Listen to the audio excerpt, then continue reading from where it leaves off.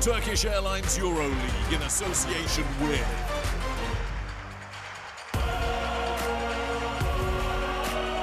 All right, showtime! Come on, man. Here now, in this game, one goal, one team.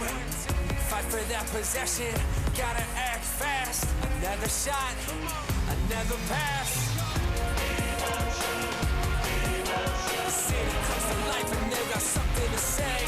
Come on, let's go. I feel devotion. El Clásico, a rivalry as old as time. Two EuroLeague giants sharing 12 titles between them. La Blaugrana y Los Blancos are going head-to-head at the Final Four. Just doesn't get any bigger than this right here.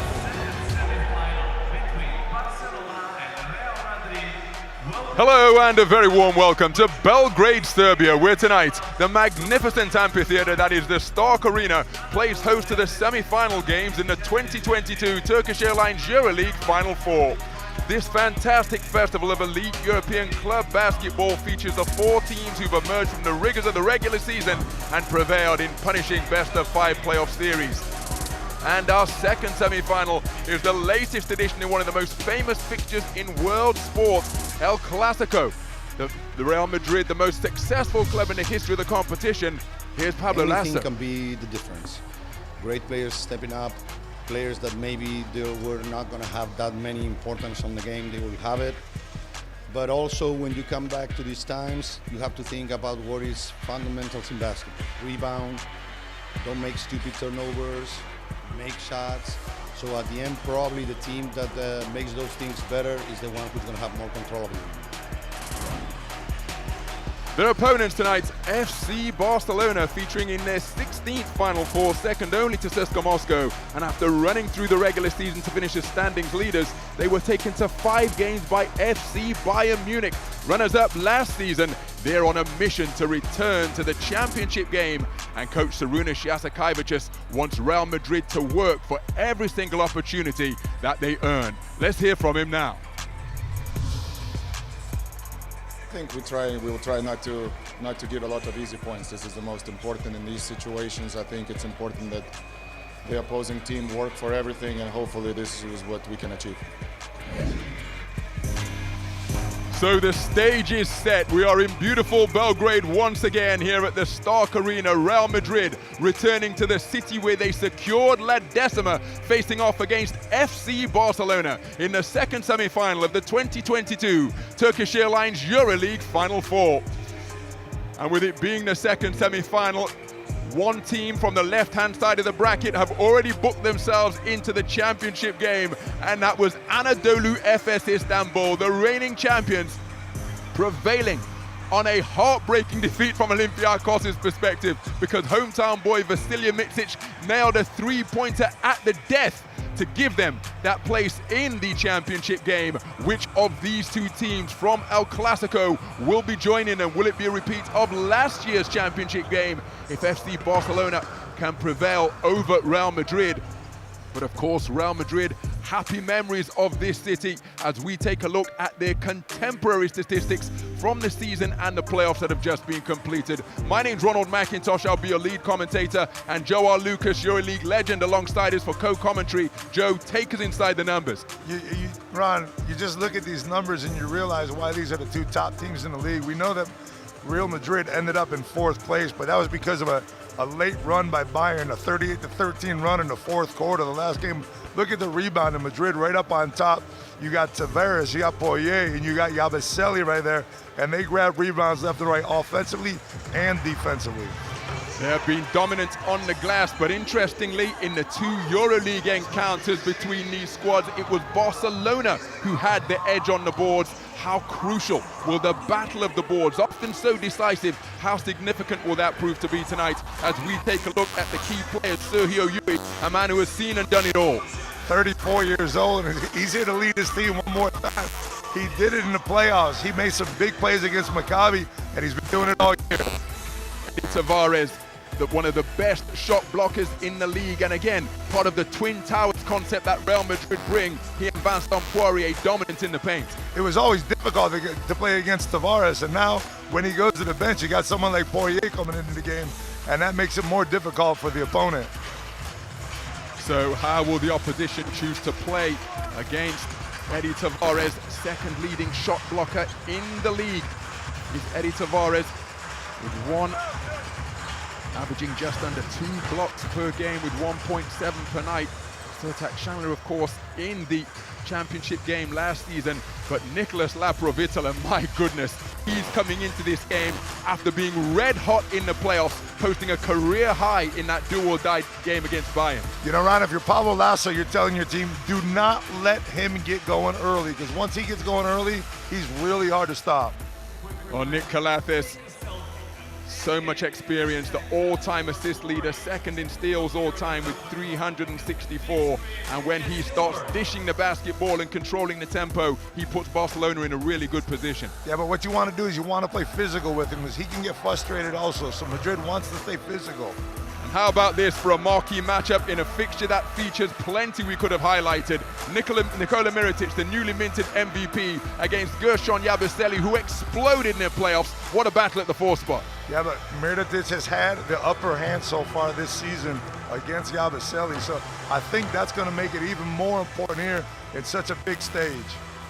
And what a stage. You can see the dry ice being pumped up into the stadium night air here at the Stark Arena as we're going to pause to enjoy the pre-game show. It's quite a spectacle.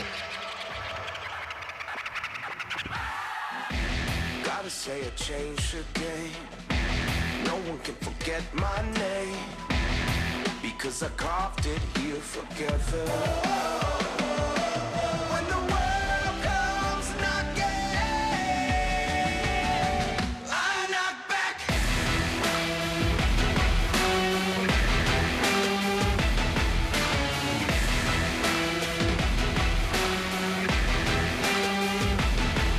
Think you see the greatest?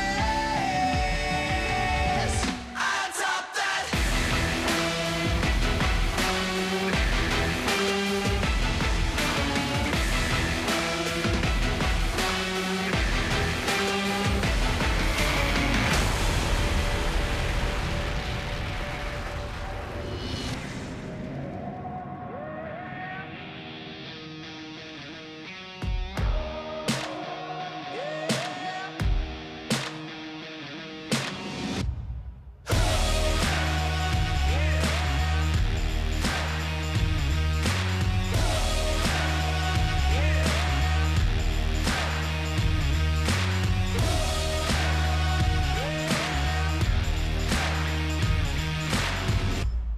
Yeah.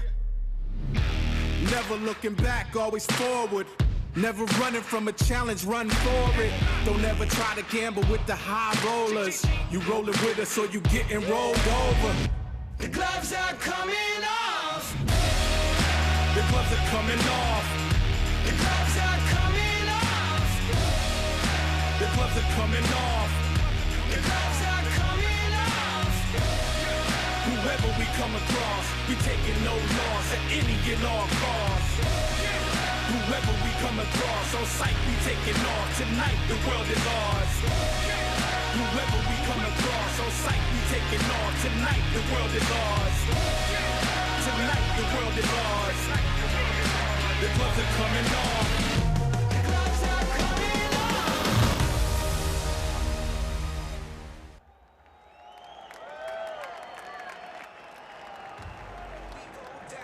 Ladies and gentlemen, welcome to Stark Arena for the second semi-final of the 2022 Turkish Airlines EuroLeague Final 4 here in Belgrade. Get ready to welcome all of the players. We'll start with Real Madrid. Player number 0, Nigel William Goss. Player number 1, Fabien Causer. Player number 3, Anthony Randolph. Player number 5, Rudy Hernandez. Player number 6, Alberto Abalde. Player number 8, Adam Hanga. Player number 14, Gabriel Dent. Player number 17, Pastor Pregame. Player number 22, Walter Tavares. Captain number 23, Sergio Yul. Number 28, Gershon Yabusele. Number 44, Jeffrey Taylor. Please welcome the head coach, Pablo Lasso.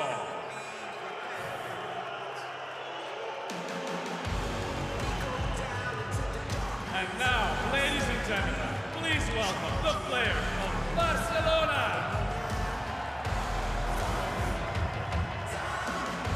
Number 0, Brandon Davies. Number 1, Dante Exum. Number 5, Serta Chandler. Number 10, Roland Smith. Number 14, Nigel Hayes Davies. Number 20, Nicolas Aprovitola. Number 21, Alex Abrines. Number 22, Corey Higgins. 24, Kyle Curich. 31, Rokas Yokubaitis. Captain number 33, Nikola Mirotic. And number 99, Nick Galates. Ladies and gentlemen, please welcome the head coach, Sharunas Yaskevicius.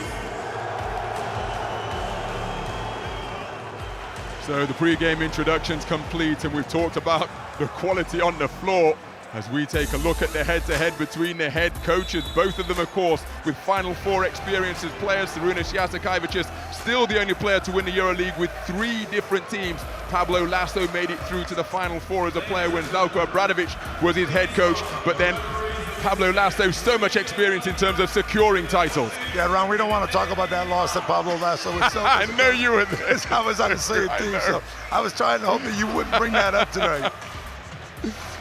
But that is the battle of wits that will be taking place on the sidelines as we take a look at the lineup for Real Madrid. A full-strength squad arriving here at the Stark Arena, and of course so much experience in this squad. 7 of them featured in Final Four experience already. You know, you look at this team, now we're looking at the Barcelona roster, and you look at this team and you think, that what happened at the end of the year? How did they go 3-8 at the end of the season and then just go and blow away Maccabi Tel Aviv in the playoff?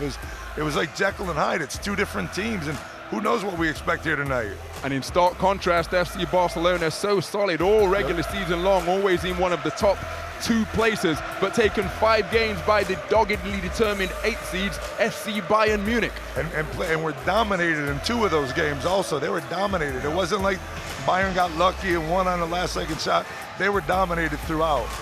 Well, let's take a look at the starting 5s then. First of all, for Real Madrid, it's a backcourt of Nigel Williams-Goss, who really is a one-man backcourt. Fabian Coezer, Adam Hanger, and Gabriel Deck, all forwards anchored in the middle. And then a starting 5 for FC Barcelona. In stark contrast, a 3-guard backcourt for Barca. Very interesting starting lineup for Real Madrid. Tavares on the bench, and you only have Yabusele as the big man. You got Gabriel Deck playing the 4. We know that Pablo Lasso and Real Madrid, they love to go inside the deck early on, and we'll see if that's their strategy. You heard Saras talk about it. They do not want to give up easy baskets. If that's been their secret to success with Real Madrid, is physicality underneath the basket. Luigi LaMonica, the crew chief of the 3 men who will take charge of this game, and as is so often the case, how the players react to how the game is being called could well be crucial, because FC Barcelona will no doubt look to take it to the Real Madrid forwards and get them in foul trouble early, particularly Eddie Tavares when he checks in. Yeah, and both of these teams, when they play against each other, they have a tendency to go after the referee and they have to keep their composure, especially Madrid. Madrid has this problem. They've had it over the years. It's not the same when you're playing on the road in a neutral site like it is here, but the pressure of this game and what it means to get to the final on Saturday night causes a lot of lack of composure.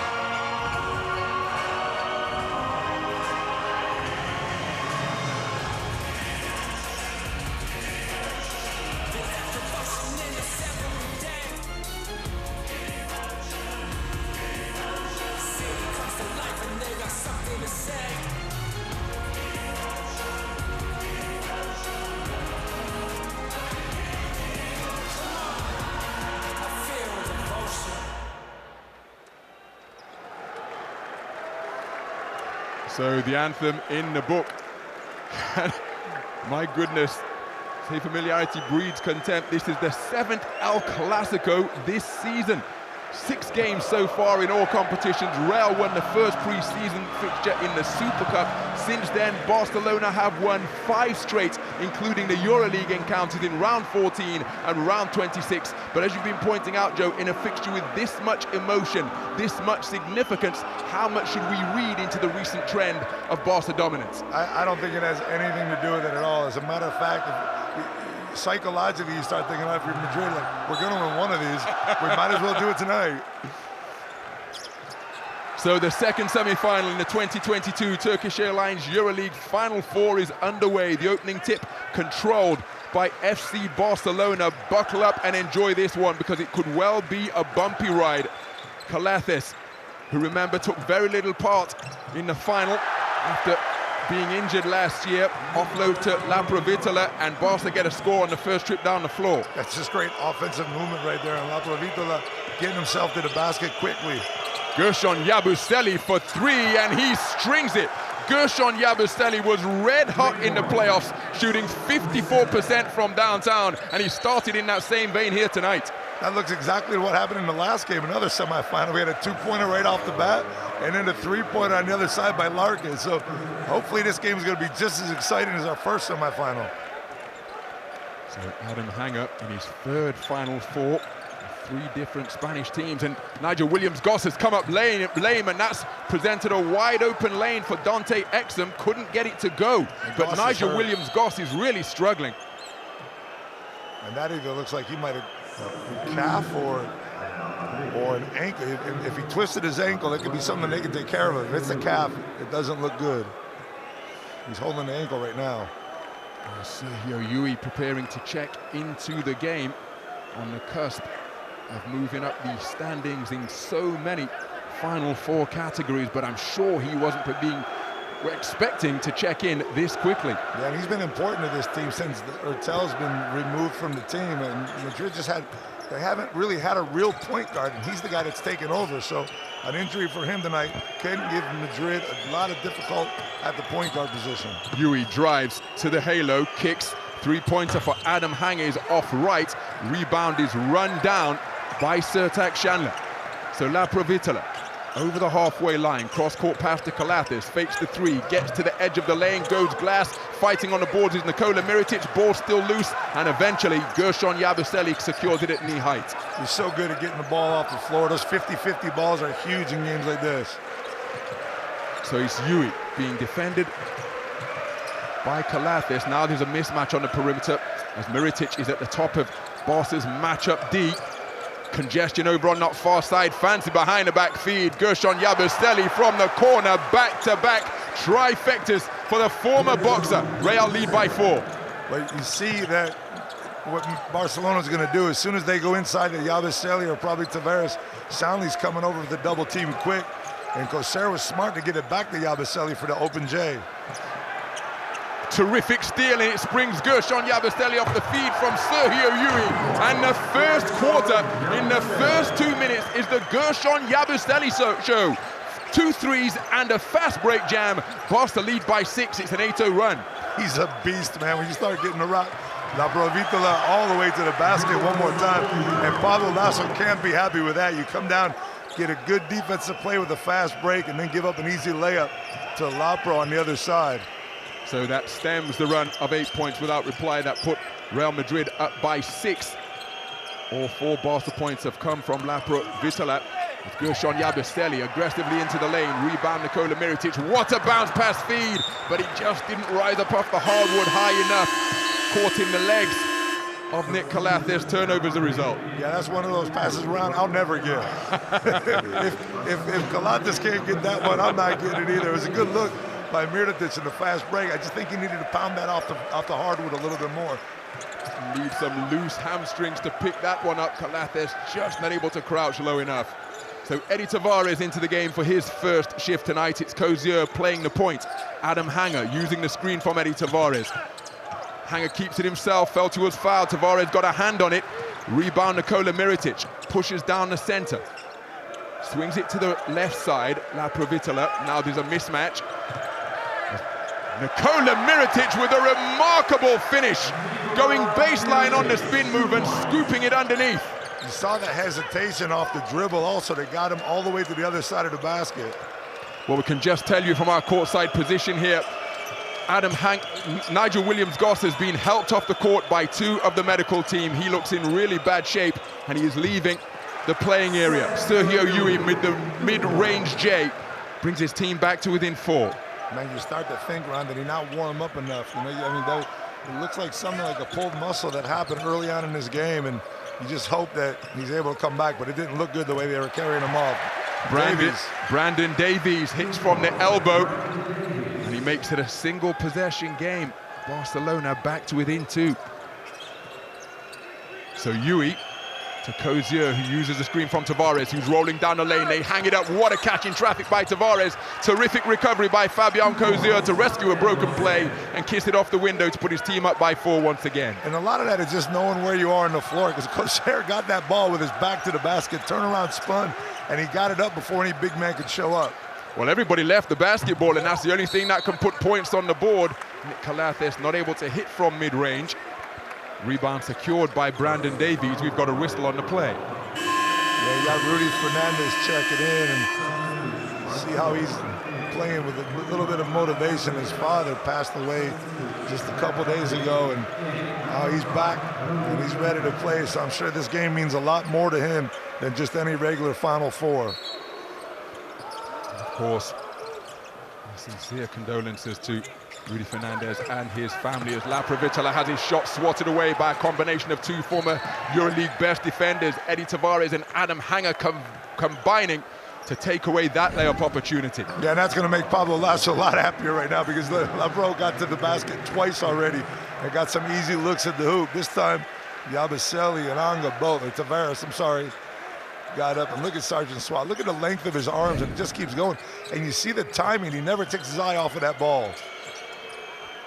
Eddie Tavares second in blocks this campaign with 1.7 per night, 1.8 blocks per game for his career. Adam Hanger off the mark, but the rebound, Gershon Yabusele. Now it's Sergio Yui down to the corner. Adam Hanger to the free throw line. Eddie Tavares finds a cutting Gershon Yabusele rolling to the bucket for the terrific finish. 10 points in the first quarter on really efficient shooting from the field for Gershon Yabusele. He's getting these great looks at the basket. Oh, what a pass by Lapro coming off the pick. Davies blocked again by Tavares inside. Controlling the paint is the big man. You got Yabusele on one side, dominating in the paint offensively, and Tavares on the defensive end as Jeffrey Taylor checks in before this timeout. So we're beyond the midpoint of the first quarter here at the Stark Arena, and it is Real Madrid with their third 6-point lead of the game. FC Barcelona 8, Real Madrid 14.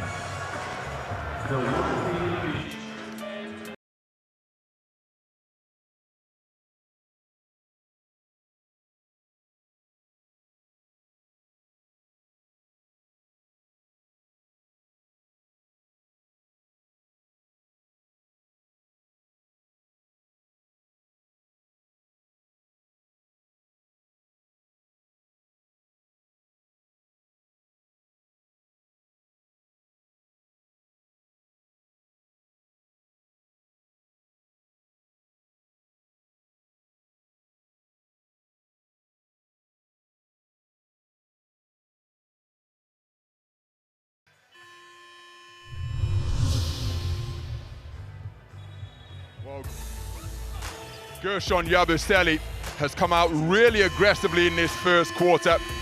2 3-pointers, one from the wing, one from the corner. He's taken it to the hole effectively as well. He's picked up loose balls. He went 6 for 11 from 3-point territory in the playoffs for that 54% clip. And my goodness, he has started hot here in this semifinal tonight. Well, we talked about the head-to-head right there. He's dominated it so far. Mirotic hasn't even really had a look at the basket, but Yabusele has come out to play. So Sergio Yui near the half-court logo. Nick Calathes trying to clamber inside his jersey. Yabusele gives it back to Yui, sets a screen, used effectively. Deep 3-pointer off the dribble, comes off the back eye, and we've got a whistle on the play because of the physicality beneath the basket. It's so hard to keep Tavares off the boards. Besides the size of him, the length of his arms, he goes to the basket. He doesn't just depend on that size. He depends on his speed and quickness also.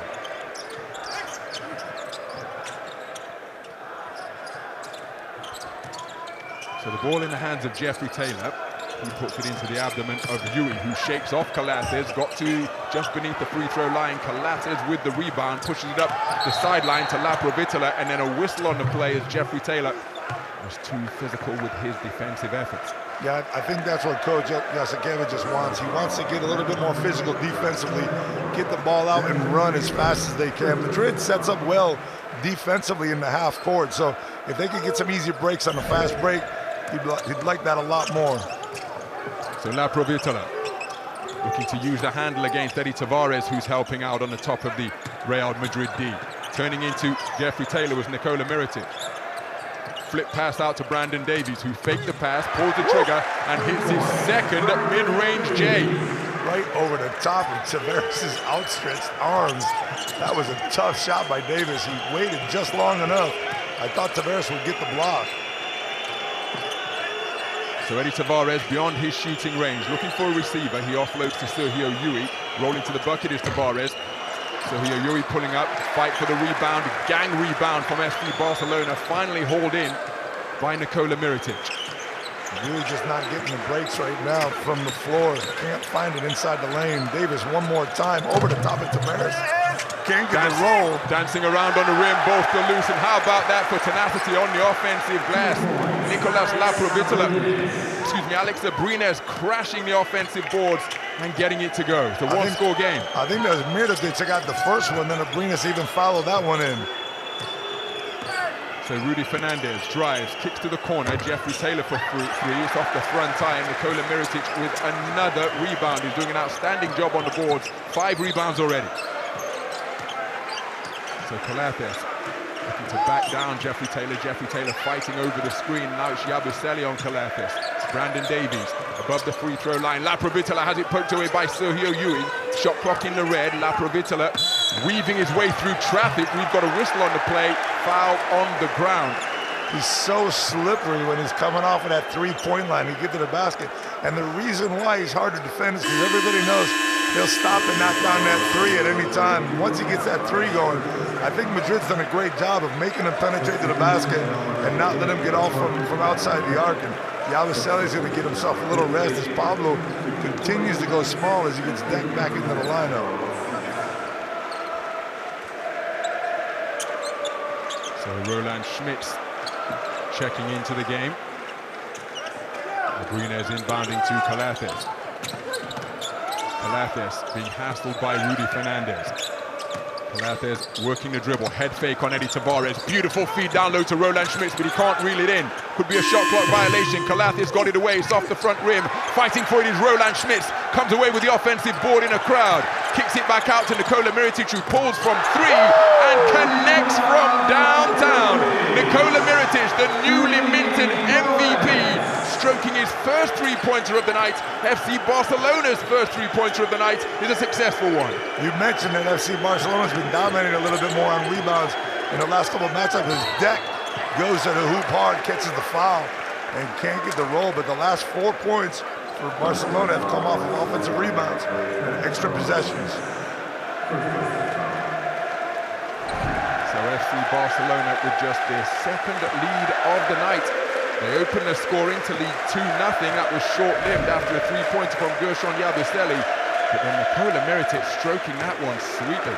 You know, when you get stuck with the ball in your hand out there and you take that one, you're like, man, if this one goes in, I'm feeling good. And he's definitely knocked that one down. Plus that sweet move he had on the baseline earlier. So the new MVP is feeling it right now.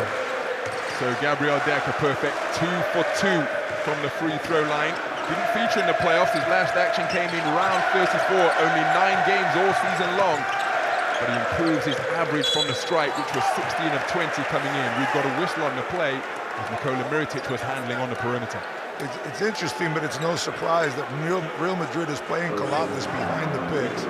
They're inviting him to shoot the three. Like, look at, if you're going to beat us, you're going to beat us from behind the arc. You're not going to beat us by dishing out 15 assists tonight. So they're playing behind the pick. They even try to switch every now and then and get Tavares on Colates, but Tavares with his length can bother a shot, especially from Colates from anywhere. Colates' shot starts from the shoulder, so it starts from low. So Tavares has got a lot of advantage right there. So the switch is no problem for Madrid defensively.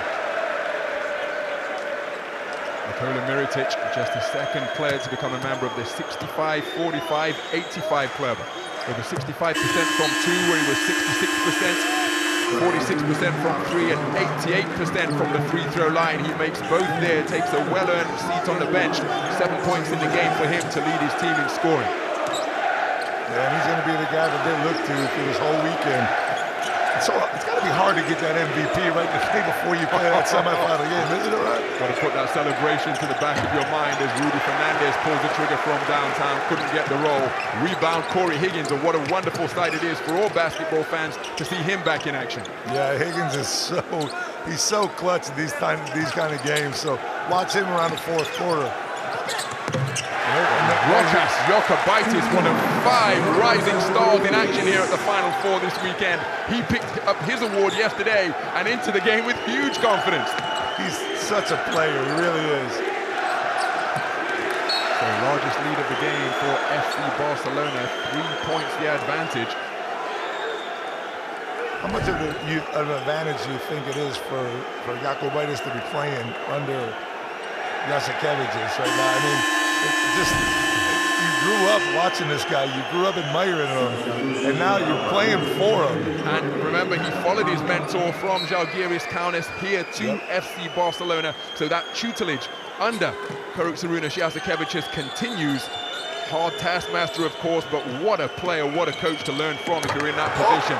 As Eddie Tavares climbs the ladder, catching that one at the top of the square off the perfectly placed alley-oop feed from Sergio Llull. What a great look from Llull to gut to the basket. That's exactly the type of basket that Jasikevičius does not want to see.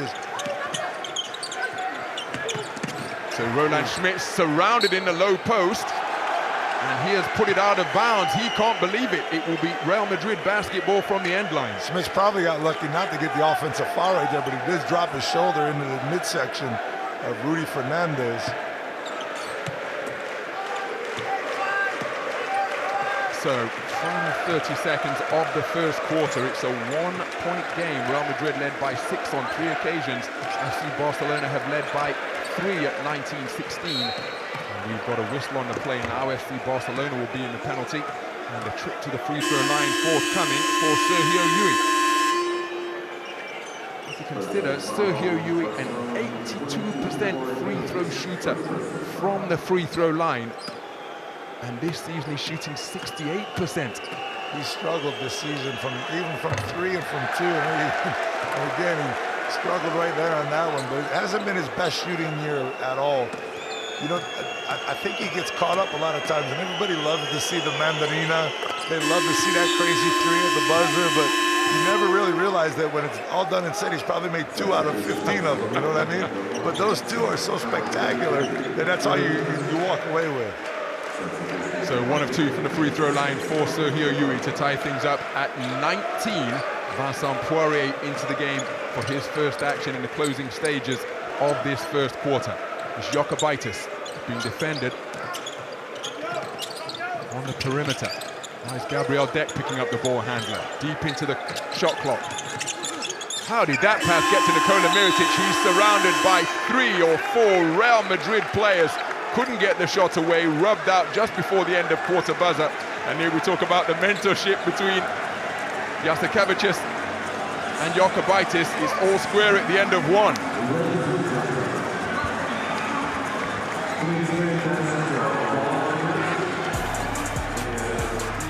Well, some of the highlights from the first quarter where both teams punched one another to a standstill. 19 points apiece at the end of one, but Gershon Yabusele was red hot. 2 3-pointers, taking it to the rack. 10 first quarter points for him on efficient shooting.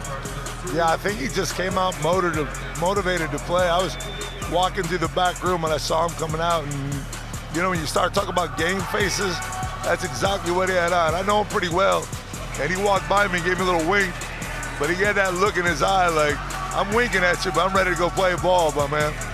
And FC Barcelona battled their way back impressively, a 4-0 run to take their second lead of the game at 19-16. That was their largest advantage, 3 points. And at the end of one, as we go inside the numbers, Joe, it is dead even. Yeah, but I can tell you Pablo Lasso's sitting there talking about offensive rebounds because his team's given up 4 already to FC Barcelona, and they've scored 6 points off of those 4 rebounds. I mean, Madrid is dominant on the boards. We saw that they're #1 in the league, but they are giving up easy rebounds because Tavares, they like to draw Tavares out. Well, do you see Nikola Mirotic, the outstanding performer of the first quarter, 7 points and 5 rebounds. The only 3-pointer that Barcelona attempted came from Nikola Mirotic, and La Bomba in attendance, hoping to see his team hoist their 3rd EuroLeague title this weekend. He's looking good tonight, man. Juan Carlos is all cleaned up. No doubt. He's looking good. I like that. Fresh and clean in the stands here at the Stark Arena. So many stars sitting in this arena tonight, man. So many former players. It's so fun. These Final Fours are just an amazing ambiance, an amazing place to be.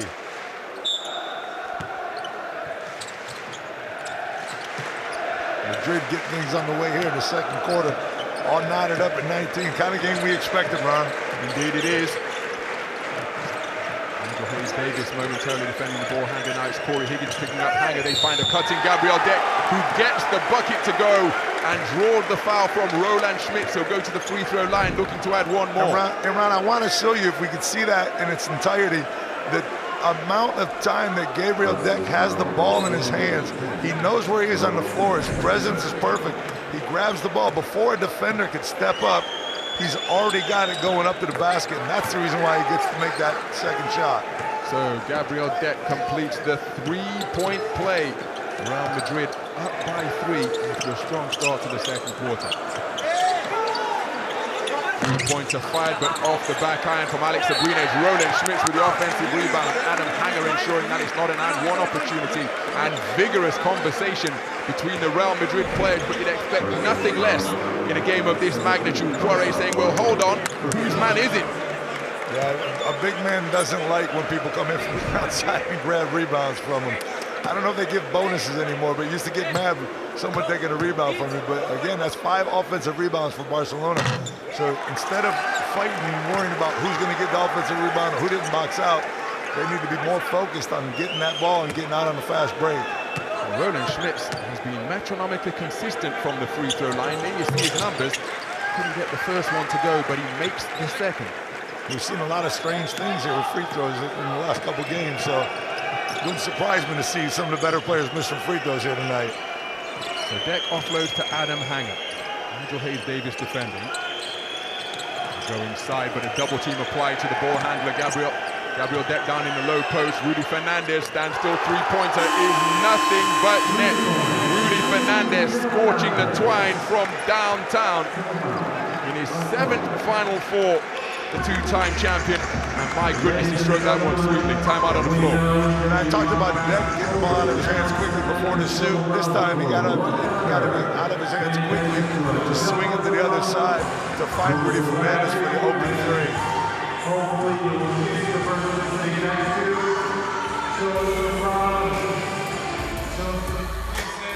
So let's go back to the first quarter for a look at some Turkish Airlines EuroLeague flight time, and Gershon Yabusele exploding off the runway. Wow, 2.14 seconds in the air, but then again, he did hang on the rim. Hold on, Ron. Look at that. Wait. And that's where the extra second came from. Come on. It's from when you take off to when you touch down. And if you rock the rim like that, then you're going to add a few ticks onto your hang time. I'm not sure that's going to be beaten this weekend. Hey, Ron, what if I grab the net? That's about all I got. Pick those feet off the ground, Joe, you'll be in contention. We're going to have a little talk about that one right there. That was a long time to be off the floor for Big Gershon. But he's a boxer, so he's got to keep his feet on the ground at all times, doesn't he?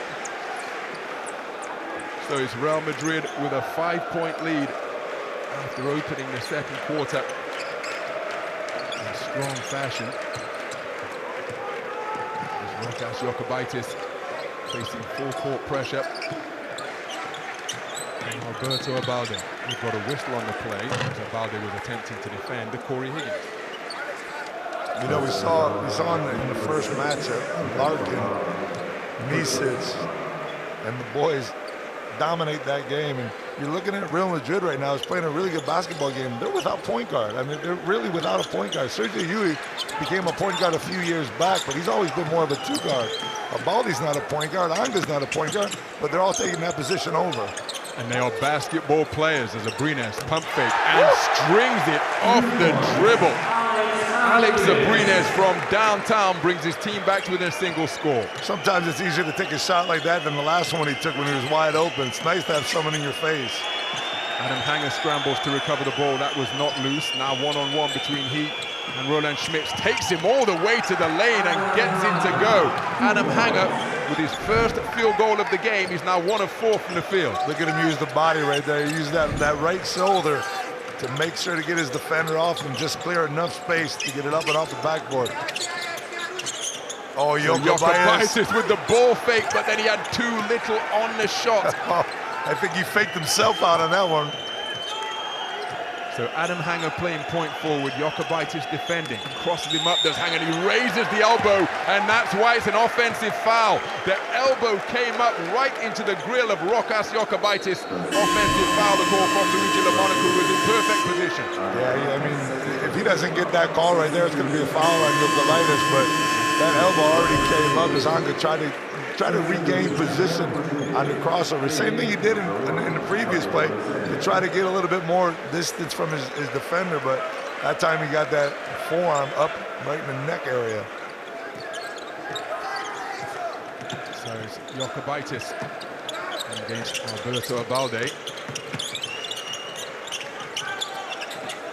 Abrines, bullet pass, bounces off Brandon Davies. What a save, my goodness! Springing across the court like a goalkeeper in soccer, and it retains possession for Barcelona. Abrines, pump fake, three-pointer off left and long. But what a hustle play from Brandon Davies. Those are the type of plays that win ball games, Ron, and Davis is just that type of player. So it's Nigel Hayes-Davis picking up the ball handler. Abrines rotates it to Rudy Fernandez. Real Madrid deep into the shot clock now. Rudy pulling up his second three of the night. It's off the front rim. What an offensive board. Vincent Poirier pulling his way back into the paint. Went for the jam. Couldn't get enough rise. But Alberto Abalde bails him out by securing the offensive rebound. It's Real Madrid in possession with a recycled 14. The decibel level rising here at the Stark Arena. And that's an air ball.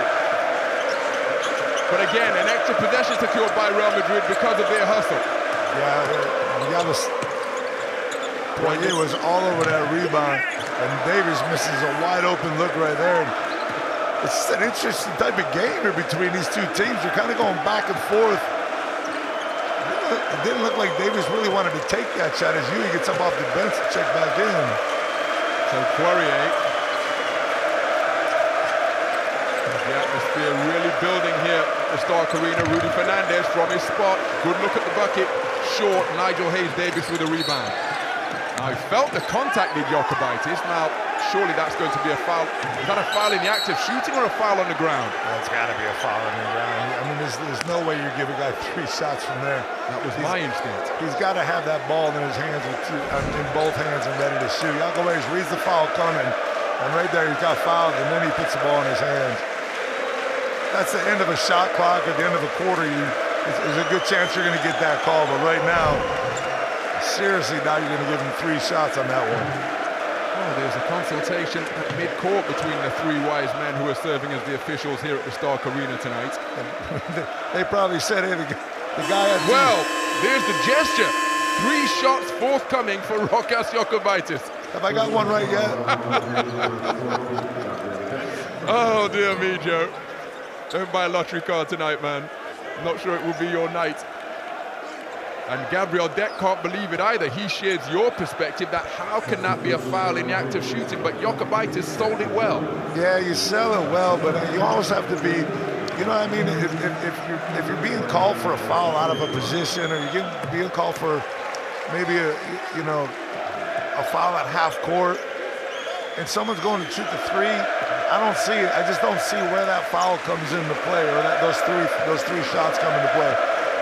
You're pulling up from 3, you're stopping, Stephen Curry-like, and you might be able to get that. But that was a typical play. I don't know. Personally, I don't like it. But if that's the rule, that's the rule. So Rokas Jokubaitis, 76% from the free throw line this season, identical to his career average. 2 of 3 from the free throw line brings his team back to within a single score. So Nick Calathis defending full court against the inbounding Sergio Yui. Approaching 4 minutes gone in this second quarter. It's a low-scoring quarter so far.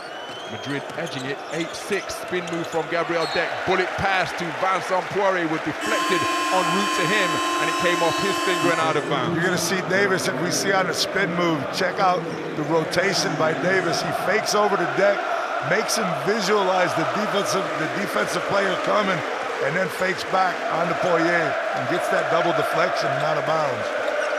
Well, if you're watching on television, you'll perhaps see an increase in the amount of red in the stands here at the Stark Arena. Home venue for Crvena Zvezda MTS Belgrade, of course, and Olympiacos. Their twin club, and Brandon Davies drives from the wing and puts Vincent Poirier on the poster with a devastating one-handed dunk. What a play! He got up so quick, Ron. I mean, he exploded off the ground. Docer tries to get his body into the Previtola and can't get the foul call. Here goes Mirotic one-on-one now. His turn. He drives by Vincent Poirier, and Poirier spiking that one out of bounds, volleyball style. Just getting a little bit of payback after he was posterized by Brandon Davies and his athletic drive from the wing. Here we see it again. Look at the 2-footed stop right there. Going up and over Poirier.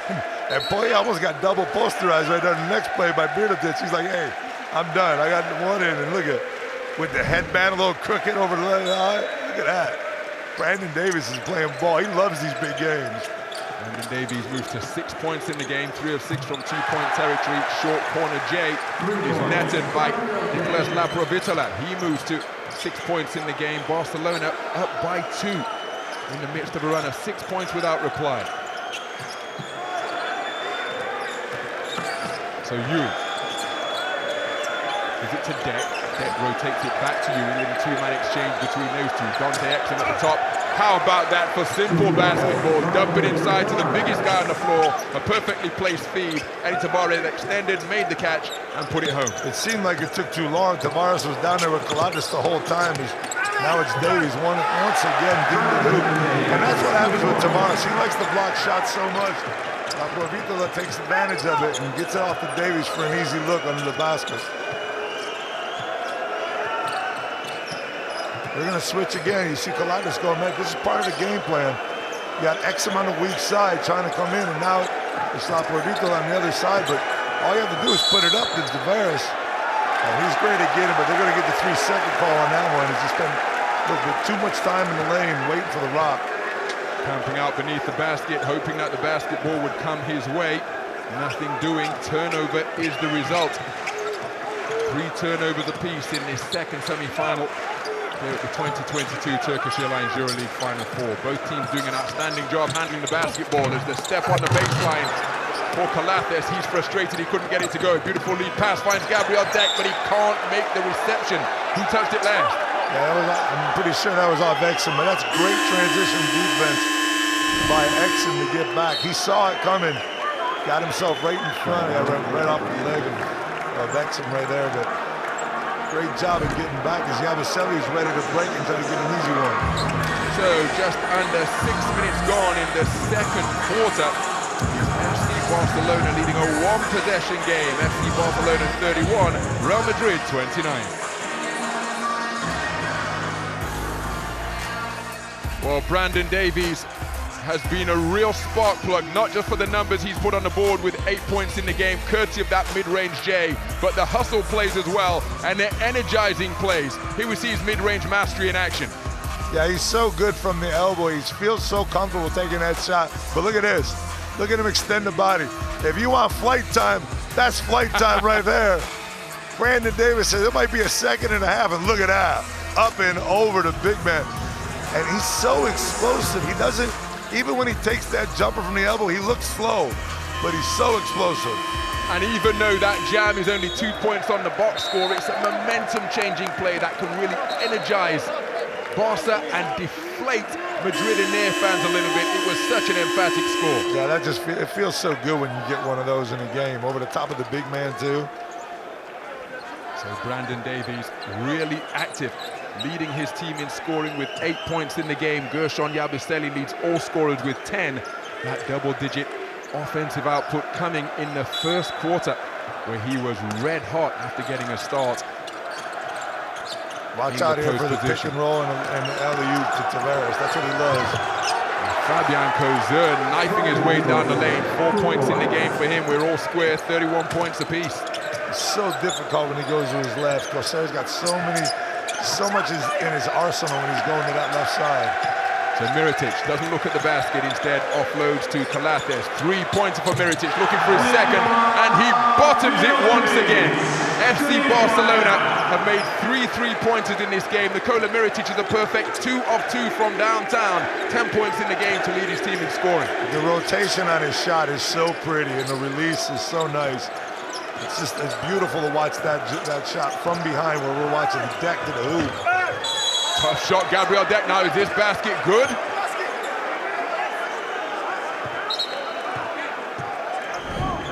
I'm not sure what happened here. You see Deck getting it. Terrific spin move. The Kissed foul it off the was window. called, I thought. Did anybody interfere with that basketball? Didn't seem as though anybody touched it. It didn't seem like it did. We get a better look right here.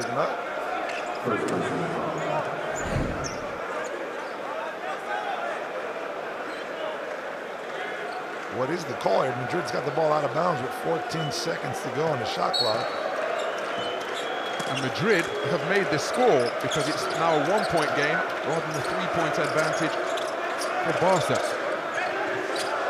So Tavares to the corner. Gabriel Deck with a standstill 3. The line drive short. Rebound Barcelona. Yeah, he's one of those guys that when he makes it, it looks pretty. When he misses, it doesn't. It's just an old-fashioned set shot. Nikola Mirotic continuing to feel it. 12 points in the game for Mirotic. His team lead by 3. Gershon Yabusele off the iron, rebound Nick Calates, his head up looking for options. Beautiful pass down the sideline. Brandon Davies with the footwork. Then the physicality rubbed out by Eddie Tavares. His second block of the night. Look at him get down in his defensive stance. Former 2-time EuroLeague best defender, making his presence felt as again gets a hand in the face of Nicolas Laprovitola to disrupt things both on the interior and on the perimeter. Yeah, that's what I was talking about earlier. His length makes it easy for him. Ooh, he might have got away with one right there, but misses it anyways. Here comes Davies. Watch out for him. Brandon Davies, dribble drive artist, kicks it to Laprovitola. 3-pointer is buried. Nicolas Laprovitola with his first 3-pointer of the night. And Barcelona beginning to fill it up from downtown. They are now 4 of 7 from 3-point territory. They lead by 6, which is their largest lead of the game. Timeout on the floor. It's a 2-score affair here in this second semi-final. Yeah, I used to call Capasso the little Argentinian spark plug. This guy's right there with him, man. He can light it up. He can take it to the basket or shoot the 3. Let's check out Pablo Lasse's timeout right now. Bien.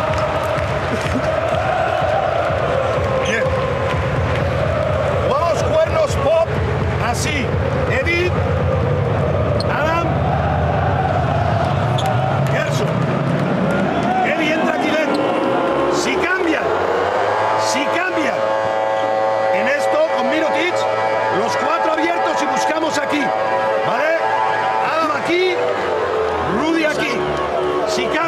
cuernos pop y they switch it. ¿Vale? Cuernos pop y they switch it. ¿Vale? ¿Quién defiende? ¿Quién defiende a Karate?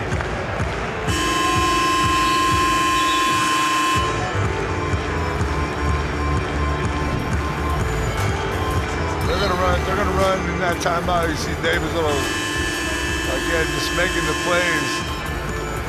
He usually makes. Pablo Lasso's talking about offense. There was a pretty smooth timeout for Pablo. I thought he was going to be a little bit more angry. But he set up what he called horns pop, cornos pop.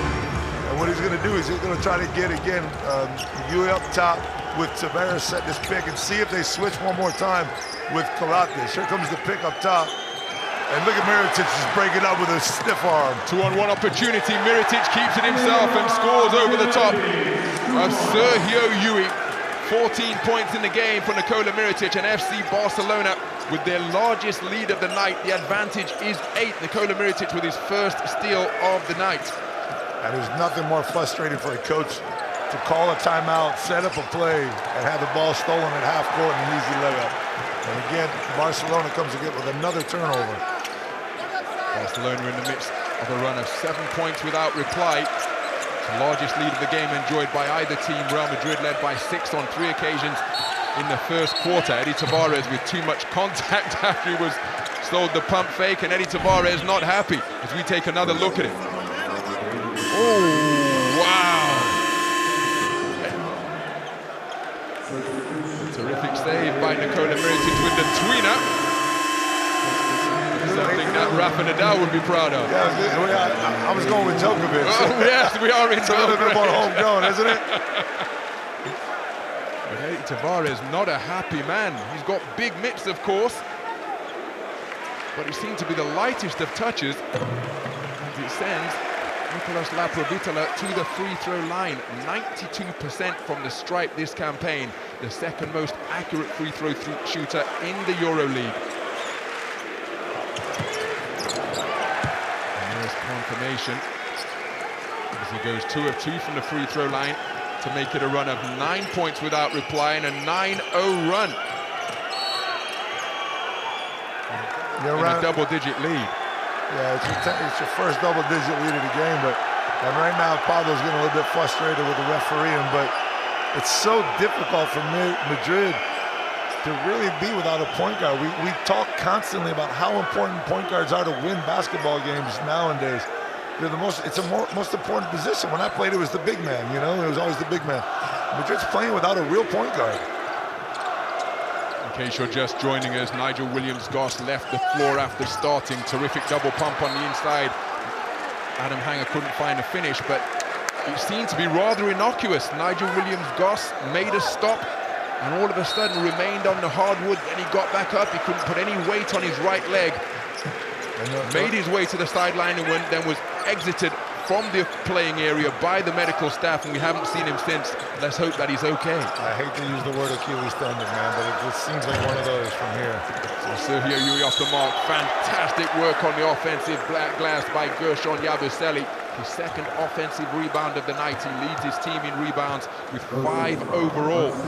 But Real Madrid really need to get something going in a bid to stop this 9-0 run that Barcelona have put together to give them this double-digit lead. You saw Stanley holding his jaw right there. That's what you get when you start banging down low with Yabusele. You said it before, you love him because he's a boxer, so he's just one of those guys that he'll beat you up offensively and defensively. So that's how things stand. Timeout on the floor. Well, Nikola Mirotic picking up that MVP award yesterday, and my goodness, he has been outstanding. Letting the game come to him, not forcing anything, but he's filling it up from all over the floor. 14 points in the game, 2 of 2 from downtown, perfect from the free throw line, 3 of 5 from 2-point territory, along with 6 rebounds and a steal as well. Stuffing the stat sheet, as he invariably does. You know, as an analyst, you always hate when the play-by-play guy nails it. And you just nailed it, Ron. You just nailed it. And it's exactly what he's done. I mean, he's let the game come to him. He hasn't forced it. He's taken easy shots. I've seen him in big games and finals where he takes these quick shots early on and he starts to lose a little bit of confidence, and you see him kind of like daze out a little bit. Tonight, as you said it perfectly, he let the game come in, made a nice little layup, hit that big three, and that's where his confidence has started building. And right now, he looks like the MVP. One of so many players who have crossed the El Clásico divide here. Remember, he spent 5 seasons with Real Madrid. MVP of the month, a record 7 times during the course of his EuroLeague career. No one else has won that award more than 3 times. You know, going from Panathinaikos to Olympiacos, going from Real Madrid to Barcelona, those are moves that a lot of players don't have. They just don't have what it takes to make it. And when he came back, he heard a lot of stuff from a lot of people, but he took it, absorbed it, and now he's got an MVP to show for it. He's balling, that's for sure. Gershon Yabusele can't find the range on the first. Got a whistle on the play.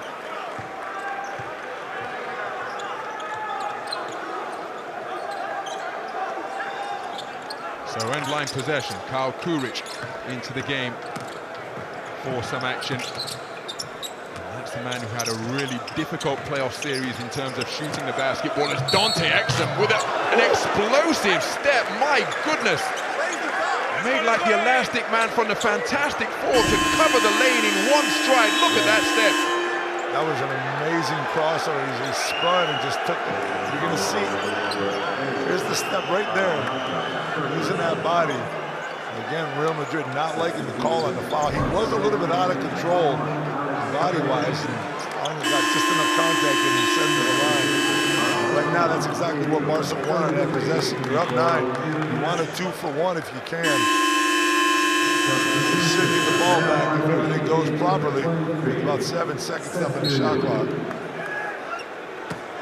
So Dante Exum to the free throw line in his first season in the EuroLeague, his first season with FC Barcelona. Remember when they went through that raft of injuries? He was only supposed to be there until February, but what an impact he made. He wanted to stay, they invariably wanted to keep him, and what a partnership they have formed. Man, I'll tell you what, I did that. His first game was El Clásico in Barcelona, and I was doing the game with Andy West. I was like, yeah, don't expect much out of him today. He's still here. He's been quiet tonight, but you know he'll be around towards the end of this game. Sergio Yuri kicks it out. Gershon Yabusele looking for his 3rd three. He knew that was short from the moment he left his hands. That's why the extra bounce was just trying to help it into the net. Nothing doing. So final seconds of the first half. Dante Exum spinning his way into the lane, hanging. Circus shot off the mark, wrapped up by Gabriel Deck. And at the half-time interval, in this latest installment of El Clásico, it is a double-digit lead for FC Barcelona. They are up by 11, having dominated the second quarter, 26 points to 15, with 20 minutes in the book here at the Stark Arena in this second semi-final. It is FC Barcelona 45, Real Madrid 34. As both teams head out to the locker room, an 11-point lead. So that's how things stand. Let's hear from Real Madrid's Gershon Yabusele. Gershon, it was a very tight game for 16 minutes, but now you're down double digits. What you have to do in the second half to do better? Can't give up for sure. Still got to put together, you know, make less mistake, play offense, defense, and try to win the game. Okay, good. Thank you. Thank you. So the thoughts of Gershon Yabusele, Real Madrid leading scorer with 11. Let's hear from Nikola Mirotic. Nikola, you jumped out to a lead in the last 4 minutes of the game. What did you do differently from the first 16 minutes? Well, I think collective defense. We are trying to close the rebound and push the ball offensively. We should play the same way we were playing second quarter and play as a team. Good job, congratulations. Thank you. Nikola Mirotic talking about the collective defense that Barcelona employed in the second quarter. As we take a look at the head-to-head matchup, it was Gershon Yabusele who got out of the gate quickly, but my goodness, Nikola Mirotic has just eased his way into the game throughout that second quarter. And you always like when we get the head-to-head right, don't you? These two are going at it tonight. As you said, Yabusele got the jump start, but it's Mirotic letting the game come to him. 7 Days, BKT, Adidas, and Siesta, official global sponsors in association with the Turkish Airlines EuroLeague. Some of the highlights then from the first half of this second semi-final here at the Stark Arena. Sergio Yui with terrific hands to pick the pocket of Dante Exum. That sprung Gershon Yabusele for a hang time of over 2 seconds as he rocked the rim 2 of his 10 first quarter points. He ended the first half with 11. But Nikola Mirotic eased his way into the game. Some dead-eye shooting from downtown from where he's 2 of 2, 3 of 5 on the inside, and has hauled in half a dozen rebounds as well. Yeah, I mean, when you 6 rebounds to go with it, Mirotic is just playing an all-around great game right now in the first half. He knows he's gonna have to finish it up for the next 20 minutes though, because what he wants to do is get to the end, and there's Davis just cocking it back and throwing it up over the big Frenchman. Look at that. Terrific take to the rack for Brandon Davies. A really energetic 8 points in the game, 4 of 8 from the field. He's grabbed 3 rebounds, but the hustle plays typified from when he dove across the hardwood and grabbed the ball with both hands. A real live wire for his club. Nicholas Laprovitola, the outstanding performer of quarter number 2 as we go inside the numbers through the first half. I mean, the numbers look pretty even, Ron. They're not lying to us, but Barcelona's got that 11-point lead just because they were able to, just a little bit more defense there in the last 5 minutes. And once again, in an El Clásico encounter, the #1 rebounding team in the league, Real Madrid, being out-rebounded by their arch-rivals, FC Barcelona. This guy just got to the basket way too much early on. And he you know, how do you defend somebody like that? Because you want to take away the 3 early as much as you can. You had the 7 points and assist only in that second quarter alone, giving him the player of the quarter. And he set that up early on in the game, getting himself to the basket. So it's a double-digit lead for FC Barcelona. Second half to come in a few moments' time. 4 minutes gone in the opening stanza. Mashenkov probes to the left hand. Nice pass inside. And great patience in the low post for Mustafa Fall.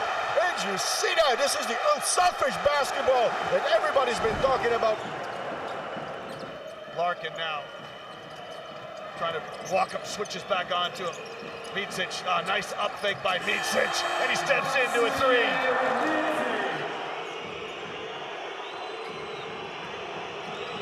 Micic drops a dime inside, and Ryan Dunstan with a flush, and right now, FS are rolling. Dorsey in a one-on-one here with Singleton. Dorsey, step back 3 is on the way. Tyler Dorsey!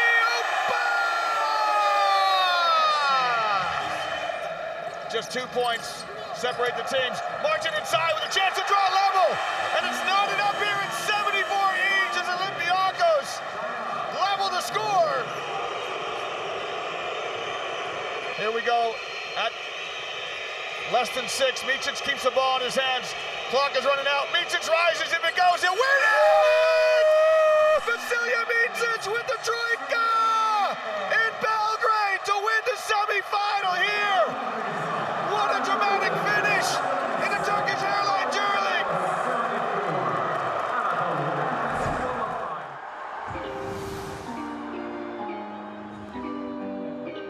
With the Final Four underway, it's time to look back at this season's award winners. The latest prospect breaking through at FC Barcelona, Rokas Jokubaitis, is this year's rising star. Averaging 7.2 points per game and shooting 60% from downtown, the guard is the first Lithuanian ever to win the award. Switching from Žalgiris Kaunas to Barcelona alongside mentor Šarūnas Jasikevičius in 2020, the 21-year-old is appearing in his 2nd consecutive Final Four after helping La Blaugrana reach the championship game last season.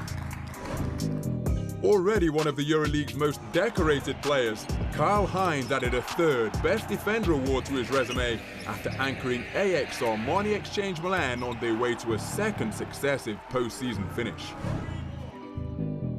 Last season's MVP, Vasilije Micic, once again stood out as one of European basketball's brightest talents. Dropping 18.2 points per game, Micic claimed his first Alfonso IV trophy, with his side Anadolu Efes Istanbul looking to become just the third team to defend the EuroLeague title in the modern era.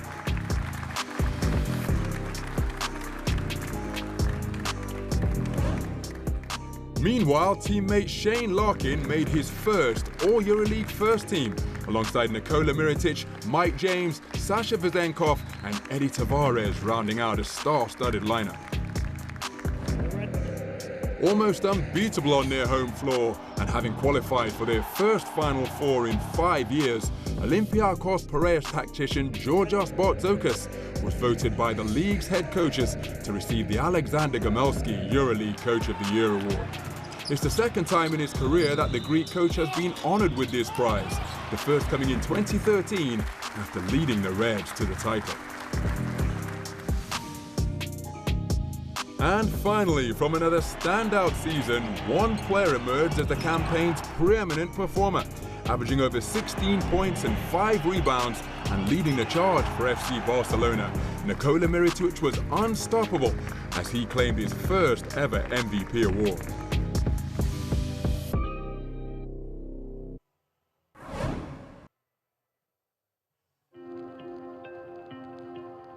The Stark Arena Belgrade, the venue as the great and the good of European basketball gathered to pay tribute to this season's outstanding performers at the annual award ceremony.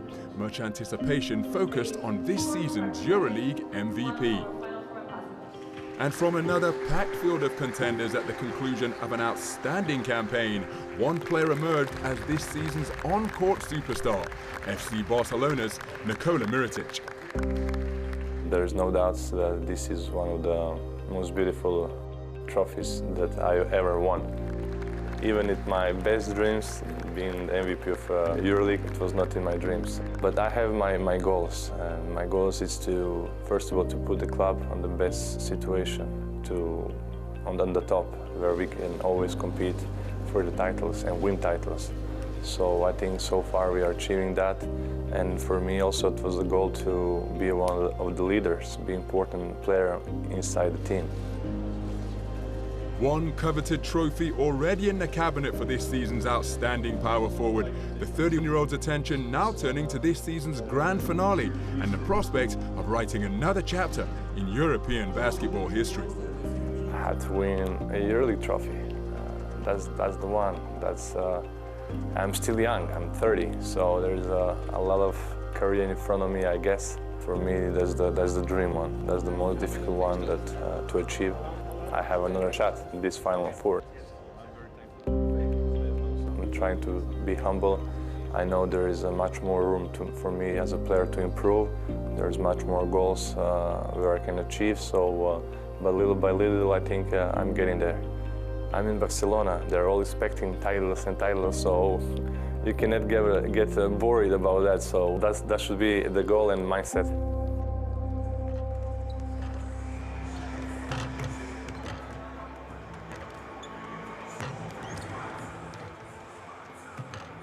Turkish Airlines, 7 days, BKT, Adidas, and Siesta, official global sponsors in association with the Turkish Airlines EuroLeague.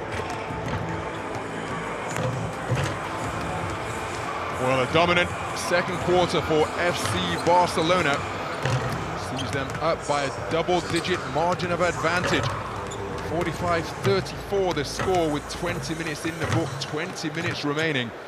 One wonders what Pablo Lasso will have said to his men during the half-time interval. Not cause for panic stations yet, but they have got to find a way to put the ball in the basket, held to just 15 second quarter points, while FC Barcelona put 26 on the board, in stark contrast to the 19 they posted in the first quarter, which was equaled by Real. As we take a look at the previous champions of the modern era, and what a roll call of success. Barcelona will be in there twice, of course, and Real Madrid secured La Decima in this very city in 2018. But remember, it's been a pretty barren modern era for them. Only 3 of their La Decima in the last 35 years, 1995, 2015, and 2018. Those titles appearing on the board. Now you're talking. I got one of those. It just goes to show how hard it is to get one of those championships. The first thing that comes to mind, the question is, what is the status of Nigel Williams-Goss? Well, we'll see what Nigel has. I don't think he's going to be able to play anymore. So we got to adjust and play in different situations at the point guard. So what kind of adjustments do you think are necessary? Well, for sure, we're going to get Alberto more with the ball. Probably Sergi increasing in minutes. Understanding Nigel is out for the rest of the game. Okay, good luck. Thank you. Thank you. Difficult situation for any coach right there. We talked about the whole first half about point guards, so it's going to be a tough one. So Real Madrid not really getting out on the break. Did get themselves 4 second chance points with the 7 offensive rebounds that they secured, but just 21% from downtown. Here's coach Saras Unishasikevicius. Sharas, I know it's hard to please you, but you played balanced offense. You had low number of turnovers, and you played some good team defense at the end. What do you think are the keys for the second half? Easy points, easy points. I think it's the most important that we're trying to defend that. I think we had a lot of miscommunications. Hopefully we can do better. Okay, thank you, good luck. Well, Coach Saras keen to get back to the bench and strategize some more, and looking for easy points as we take a look at the numbers.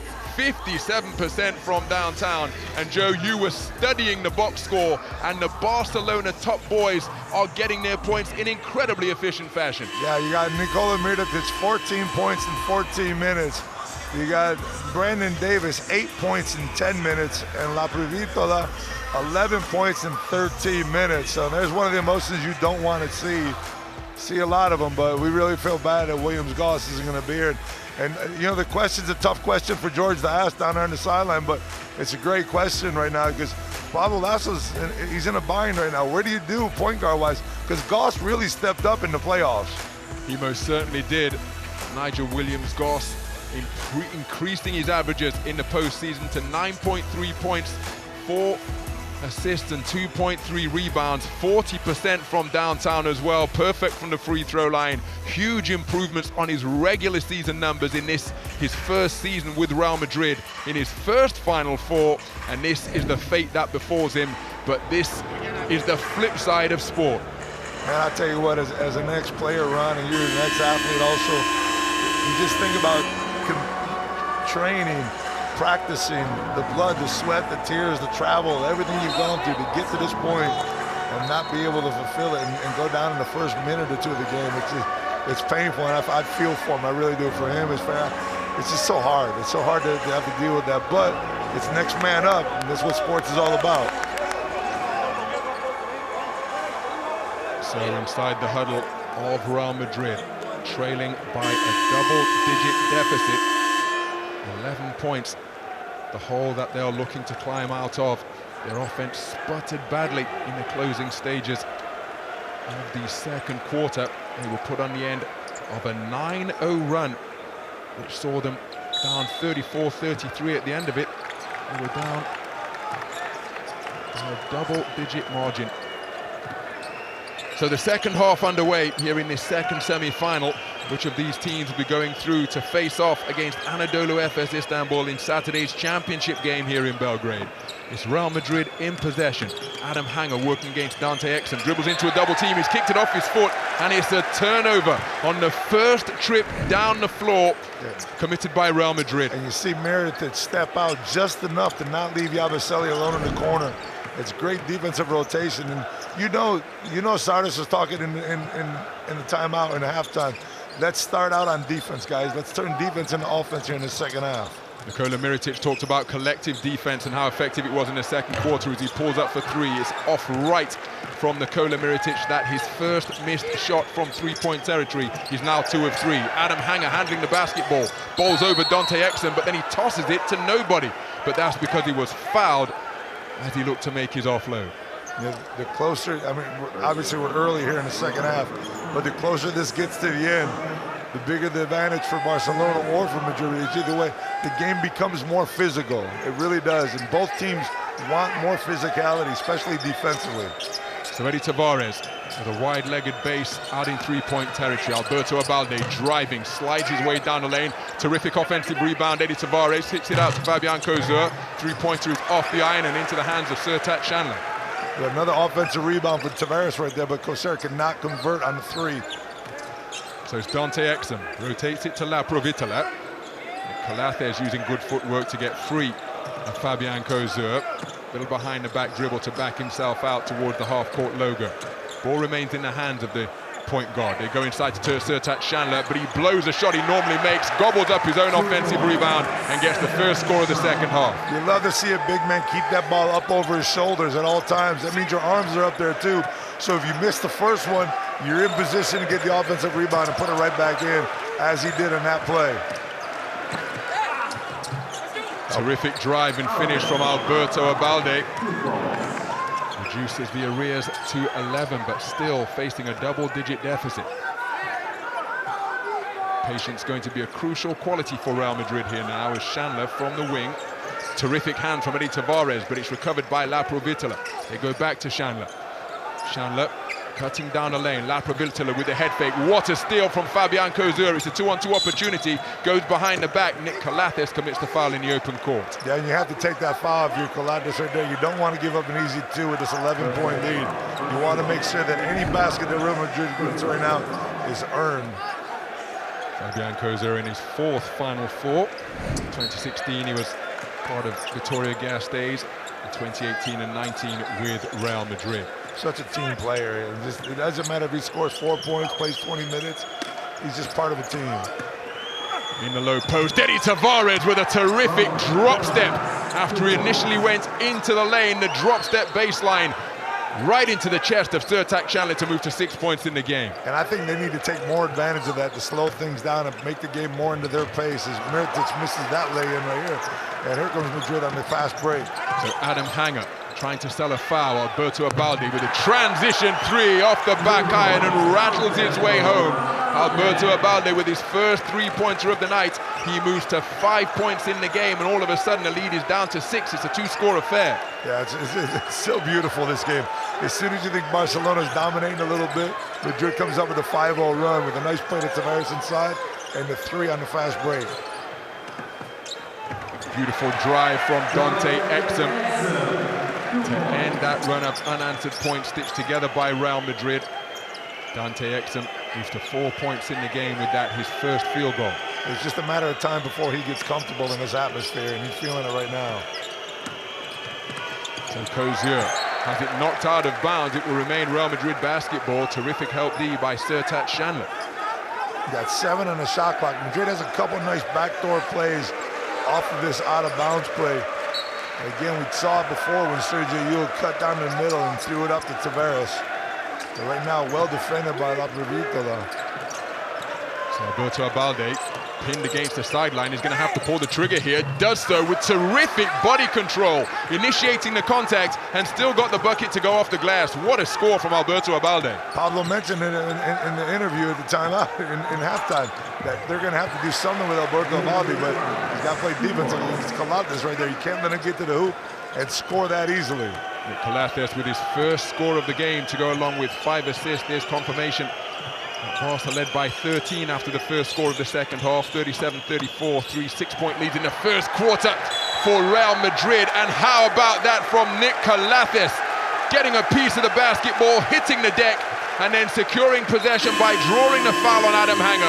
We talked about the intangibles of superstars giving up their body to get possession, epitomized here by Nick Calates. What a play. Not only gets his hand on the ball, but he's got the sense to know that the only way he's going to get that ball, that possession, is to get on the floor and jump down on his knees if he has to. And that gives his team another possession. And possession wins ball games, Ron.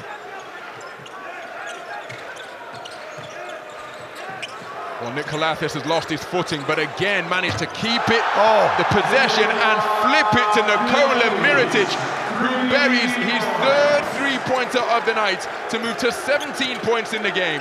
That's just deflating for Real Madrid when you have a defense like that.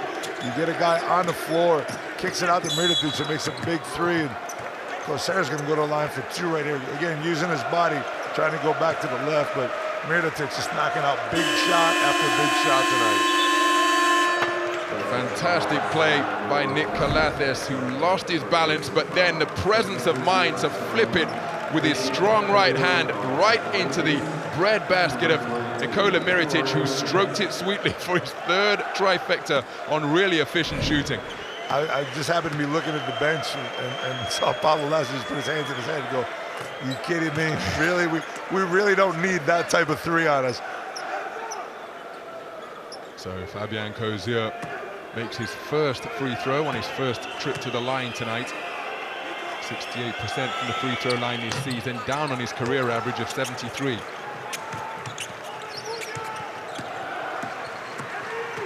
So it's a single-digit game once again. Jokubaitis given the baseline by Sergio Yui, comes back out to mid-court. Left-handed bounce pass to Chandler, who momentarily looked at the 3 before giving it to Laprovitola. He fakes on Fabian Coser, working the dribble now against Eddie Tavares, crosses him up, gets to the dots, poked away from behind by Gershon Yabusele. Laprovitola recovers, pulls the trigger, back iron on the shot, rebound Eddie Tavares. And those are the defensive possessions you need if you're Madrid, and now you want to convert on the other side to try to chip away at this lead little by little. Yui driving, keeps it himself, got a good look at the basket, but it's scooped out of the hoop and into the waiting hands of Nikola Mirotic. Yeah, you love the look, there's no doubt about it. Just didn't fall for Yui right there. Now Mirotic wants to go one-on-one with Baldi. Mismatch down in the low post as he was banging his way down towards the edge of the lane. Alberto Abaldi, as tough as they come, was standing strong, but he's going to be called for the blocking foul. You know, I like what Mirotic does right there, because you see Abaldi getting a little bit of rhythm, and you got to make him defend. You got the 3-pointer, you got the easy basket on the baseline, make him defend on the other line. That's what Mirotic did. So, timeout on the floor. FC Barcelona with a double-digit lead. They're up by 9. Well, let's take another look at the Turkish Airlines EuroLeague flight time. This one comes from the second quarter as Brandon Davies attacked from the wing and exploded over the top of Vincent Poirier. Less than a second, but make no mistake, this was a momentum-changing play. I would at least given it to him till his second foot came down. I think we would have got him over a second, but still not going to touch that 2.8 seconds that we got out of Yabusele. Hanging on the rim in the first quarter for a flight time of over 2 seconds. Most remarkable indeed. Floating like a butterfly, right? Certainly. Hey, look, this is an important moment in the game. You got 4:30 to go here in the third quarter. Madrid has to make a move. They got to get this play, this game, within reaching distance. We know that a 9-point lead is not a big lead in any basketball game, but there's a sense of urgency, I think, for Real Madrid because of what we've talked about from the beginning of this, the Final Four. Barcelona's dominated this series over the last 6 contests, and you don't want to get too far behind too late in the game, because then the sense of urgency, you're not running the same plays, you're not as fluid offensively. So I think that's going to be a really important part of this next 4 minutes and 30 seconds. So Laprovitola working the handle on the perimeter. Eddie Tavares in pursuit. We've got an offensive foul because Sertat Chandler raised his elbow against Fabian Coser when he was looking to post up. Yeah, it was a difficult pass by Lapro, a little bit low on the side. You're going to see him hook him right there. He's going to hook Coser. And you say to yourself, why is a big 7-footer hooking Fabian Coser? Just grab the ball and play one-on-one. There's a momentum. And I think it had a lot to do with the entry pass that I'm sure he's getting a word about right there from his coach. Charis's neck was scarlet as he was reading the riot act in the direction of Laprovitola. Oh, it's an and one, which is a fantastic finish from Fabian Coser, drawing the foul at the defensive end down in the low post. And how about this for a continuation? You never know when the sexy Frenchman's going to get sexy on you, and he just did it right there. That's the play that Madrid needs. Terrific take from his trusty southpaw left, flipping it off the window, and the opportunity of a free throw to come.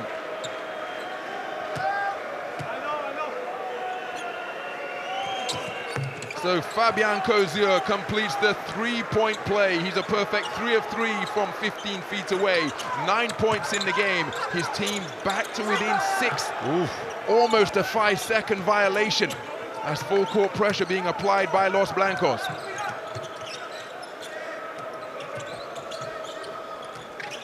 Got Higgins back in the game right now with the ball. Only played 7 minutes in the first half. So we'll see what his plan is here for the second half. If he's going to get a little bit more time. The three-pointer from Alex Abrines. What an offensive rebound by Nikola Mirotic. His second offensive board of the night has him flirting with a double-double. 9 rebounds overall, and we've got a traveling violation in the high post. And look at the animation from the coaches on the sideline. Former great players, each one of them living every possession here at the Stark Arena. Because both of them are feeling a little bit of a change of momentum right there. The three-point play by Fabian Cozier, the defense right there by Cozier, getting back to Davies just in time to make his feet scramble a little bit and pick up the travel. And another possession for Real Madrid to get themselves even closer. 6 turnover committed by Barcelona. That's 3 in each half so far. Eddie Tavares with a terrific catch and finish. His balance was perfect and his poise was admirable. Eddie Tavares moving to 8 points in the game. And not even talk about that soft touch around the basket for a big man with that size of hands. That's just a soft touch. 7-0 run for Real Madrid. Corey Higgins fakes the 3, working the dribble, checks the shot clock. Ball remains in his hands. Gets to beneath the free throw line. Left-handed scoop shot is off the mark, and it's a shot clock violation because the left-handed finger roll from Corey Higgins did not draw iron. Yeah, never touched the rim right there. I thought it was going to ring a little bit earlier, but and again, you feel the momentum changing. You feel both coaches feeling it also. So there's confirmation of the 7-0 run that Real Madrid are in the midst of. Fabian Cozier with the hot hand, having just completed a 3-point play. Goes to the finger roll once again, but it's off the mark. Good take to the bucket. Nikola Mirotic now has a double-double. That's his 10th rebound, and Brandon Davies moves to 10 points in the game on 5 of 9 shooting from the field. Love to see that play one more time. Just the way his footwork, to be able to find that ball, get his body prepared before the ball actually gets into his hands. He's ready to shoot before Tavares can get there. Gershon Yabusele nets his 3rd three-pointer. After netting the first 2 scores in this game for Real Madrid, he hits his 3rd 3 from 5 attempts to move to 14 points in the game, and it's a single score game. FC Barcelona 56, Real Madrid 53.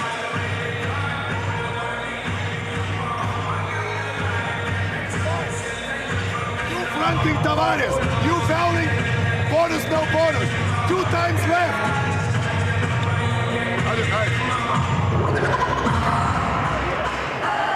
Regroup, hey.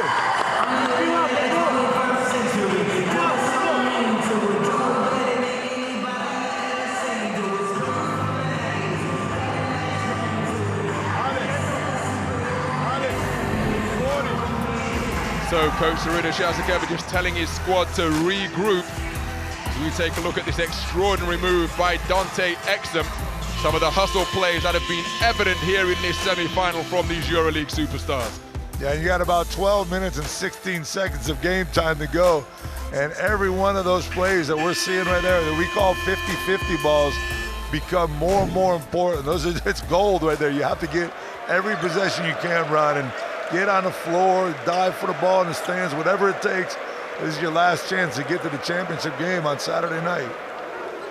Anadolu Efes Istanbul have already booked their ticket. They did so in the most dramatic fashion. A 3-pointer from the local lad, Vasilija Micic, to win it at the conclusion for the reigning champions, who will be joining them. And the 3-pointer is fired by Alex Abrines off the mark. He's 1 of 5 from downtown. A terrific rebound secured by Real Madrid. Sergio Yui rotates it to Gershon Yabusele. Fabian Cozier, is he out of bounds or is it a foul? That's a foul right there, and they're going to go to the line. Barcelona, Real Madrid's only got 2 team fouls, so expect them to be even more aggressive defensively. I love always talking about the last 2 minutes of a quarter. It's so important. We started talking about it at the 4:30 mark a little bit earlier that Madrid needed to make a run. They've made that run. The confidence is back. and the momentum is there. Outscoring FC Barcelona by 8, make it 9 now, 20-11 in this quarter. All the momentum with Los Blancos. Ron, I have a philosophy that a lot of people laugh at sometimes. Go ahead, Joe. And I think that when a team fights so hard to get back to even, they tend to let up. And it's always a time to maybe call a timeout, relax. Hey guys, we're back to even. Let's get it. You might break the momentum, but let's see what happens if Madrid can get this thing back to even going into the fourth quarter. Basketball, a game of runs, of course, and it's Real Madrid in the midst of a terrific one right now as Corey Higgins off the front tie. And of course, that's often what befalls players when they're returning to action after a lengthy absence. Even though he may have looked great in practice, just need that time to get your game legs back beneath you. Yeah, it's so hard to get in game shape unless you're doing it. It's all about experience and timing. And you know, we'll see what Corey Higgins can do here. He hasn't done much here tonight so far, but he's on the floor. So his coach has a lot of confidence in him. Corey Higgins in his 6th consecutive Final Four, two-time champion, of course, in 2016 and 2019. Looking to become the first player to win with CSKA Moscow and Barcelona as the lead is secured off a terrific three-pointer from Sergio Yui to give his team a 2-point lead. This is exactly what Real Madrid needed to even this game up. There was a confidence building for Barcelona that needed to be erased, and that's exactly what Madrid has done here. Now with 50 seconds to go, they need to get another stop if they can. And that's exactly what I was saying earlier. Yui is smart enough to make that foul right there, knowing that his team only has 2 team fouls. Take some time off the clock, maybe get a 2-for-1 in the next possession. They still have one more foul to give yet. So, Nikola Kalinic, Crvena Zvezda MTS Belgrade, enjoying the action here, but again, what he would give to return to a Final Four and another championship that he secured with Fenerbahce just a few years ago. Working the handle, slapped away by Vincent Poirier. Gershon Yabistelli says that's my ball, wraps it up tightly like a precious possession. What a way to finish the quarter, Real Madrid. Now they're going to try to look for a 2-for-1 for sure. So Rudy Fernandez working against Brandon Davies. Fabian Cozer, who has been instrumental in this quarter, hanging in the air, nothing doing, looking for a foul. The referee's not interested. So the shot clock has been turned off. It's Fabian Cozer defending the ball handler Nick Kalathis. Still a foul to give for Real Madrid, so FC Barcelona will be inbounding from the sideline. 12.2 seconds remaining in the period. Yeah, you wonder if the coach is going to call a timeout right here. He's going to give the confidence to his squad to know what they need to do on the sideline out of bounds play with 12 to go. I'm sure they're just going to get it in and try to set up a pick and roll up top. Provitila came off the bench. He's going to be the man that probably has the ball in his hands. Oh, if Cozer doesn't get the steal, which he did. What a takeaway from Fabian Cozer, and finishes the play. Fabian Cozer with an outstanding third quarter for Real Madrid. And that is the final score of the period, and how fitting that it is the Frenchman who created it with his own brilliance at the defensive end, picking the pocket, balancing his way in tiptoe fashion down the sideline before finishing under pressure on the break. And after 3 quarters of play, it is FC Barcelona down by 4 now. FC Barcelona 56, Real Madrid 60.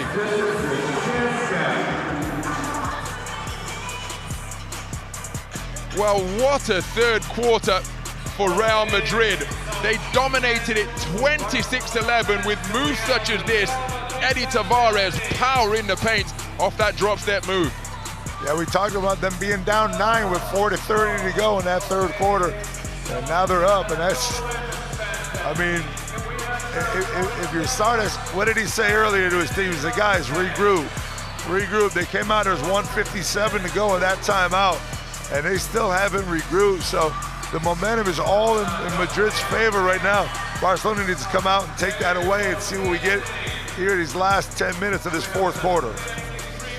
Real Madrid closing the quarter with a run of 10 unanswered points, a 26-11 quarter in their favor overall, matching the points output of Barcelona in the second quarter, while shackling FC Barcelona to just 11. And when you're trying to come back into a game, you're doing it offensively and defensively. It starts on defense, and Madrid did a great job. Remember the move down low, they gave him an easy 2, then the defensive play, and on top of that, the 3-pointer by Avaldi. But it's Fabi Gosser who's making the difference in the third quarter. And again, what those numbers don't show is the foul that he was able to draw against Sertat Chandler down in the low post, and the momentum that steal gave his team to keep on rolling when he finished the bucket on the fast break to beat the end of quarter buzzer. Terrific performance. The defensive rotation he made on Brandon Davies that caused a travel also.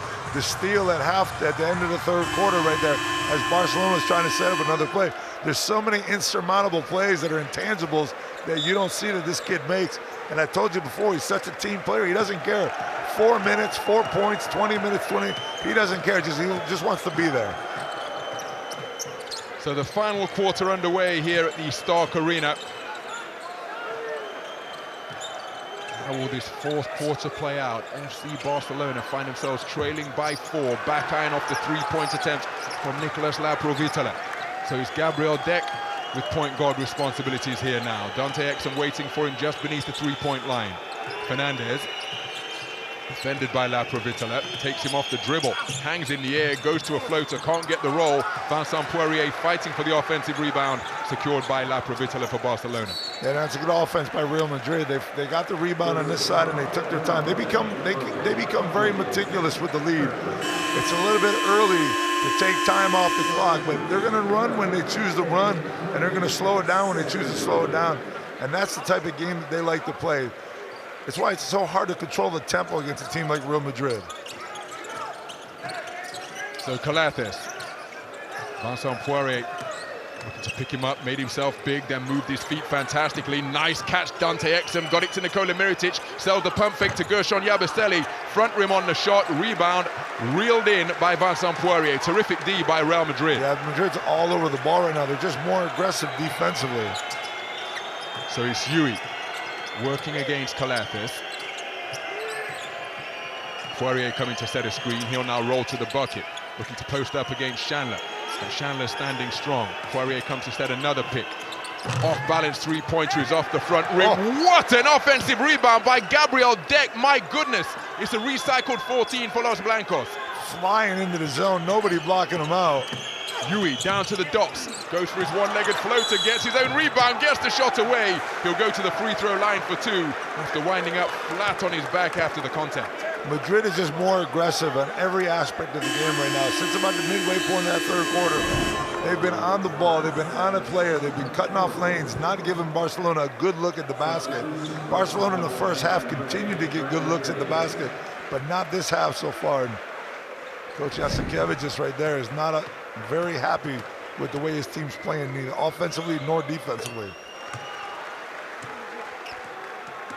So that's now a run of 11 points without reply, spanning quarters 3 and 4 for Real Madrid.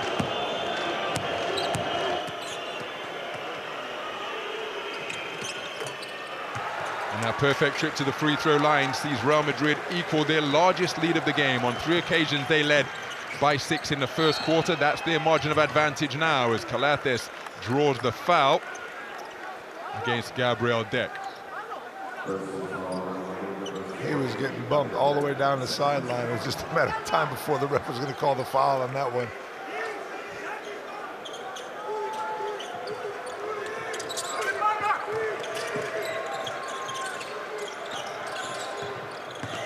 As Laprovitala goes baseline.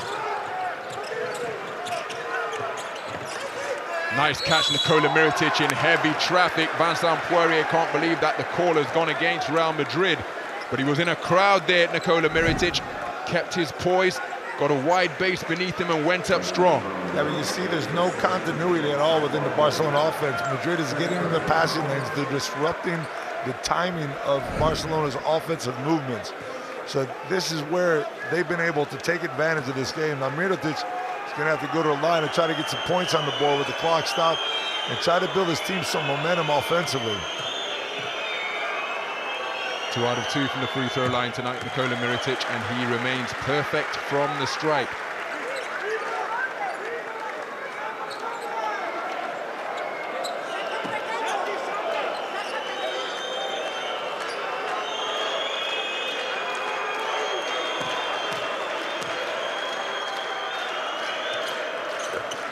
So Nikola Mirotic, now 4 of 4 from the free throw line, 19 points in the game along with 10 rebounds. It's a 4-point game here. Just over 2 minutes gone in the fourth quarter. Rudy Fernandez drives, Laprovittola defending, now it's back out to Yui. Calathes active with his hands, big screen set by Poirier, what a take to the rack. Oh, it's an alley-oop off the glass. Sergio Yui flipping it up with the left, and on cleanup duty was Vincent Poirier with the putback. Yeah, that's what Poirier does. He loves to foul that play up. He knew Yui was going to the basket. There wasn't enough time on the shot clock. And Poirier just get up there and clean up the mess. Vincent Poirier with his first score of the night. Brandon Davies fakes the three, goes up strong, circus shot after the bump. He'll go to the foul line for 2. Rudy Fernandez in a little bit of discomfort. But you see, offensively, that's better play by Barcelona. They moved the ball. 3-4 guys touched it over the half-court line. It wasn't Laprovittola dribbling all the time. And here you see, you got to, if you're Brandon Davies, you got to come up behind and take that foul and get him out of there. Make sure to clear him out underneath the basket. Take the chance of the referee not calling the foul and get a little push on the back of Poirier, get him out. Clear from such an easy shot as Davis knocks down the first for 2. 70% from the free throw line this season, Brandon Davies. 77% foul shooter for his career. It's his first trip to the stripe tonight, takes him to 11 points in the game. 1 of 2 from the free throw line. Barcelona now 12 of 15 as a team. They're trailing by 5. So Yui, trapped in the corner, spins his way out of there, gets into the guts of the Barca defense, and will go to the free throw line for 2. What handling wizardry from Sergio Yui. A lot of it has to do with the fact that they're so nervous about him pulling up for that three-pointer that you start playing defense behind them. And when you play defense behind him, what you give him is an open lane as Rudy Fernandez limps over to the bench. Well, that's the body shot from Brandon Davies that had him in some discomfort on the baseline. Float well, speculating of course, but that's a painful area to get hit in around that floating rib. They're easy to dislodge. Rudy Fernandez just trying to get his wind back. So Sergio Yui, 5 of 6 on the free throw line tonight in his 10-point haul. His team up by 7.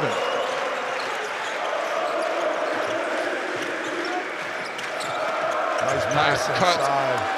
And the catch and finish from Brandon Davies, 13 points in the game. Another assist from Nikola Mirotic, his 4th. Breaking the press is Sergio Yui. Calathes defending at 3/4 court. Pronounced jump stop in the lane. What footwork from Sergio Yui, who is coming to the party offensively tonight. 12 points in the game, and that takes him to the EuroLeague milestone of 3,500 points in his illustrious career.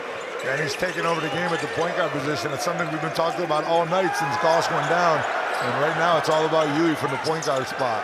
Nikola Mirotic, pump fake, 1 dribble, rotates it to Dante Exum, 3-pointer from the wing, he's off the mark. Gershon Yabustelli had the rebound, lost the rebound, but hit the deck to guide it to Sergio Yui. What a play from Gershon Yabustelli.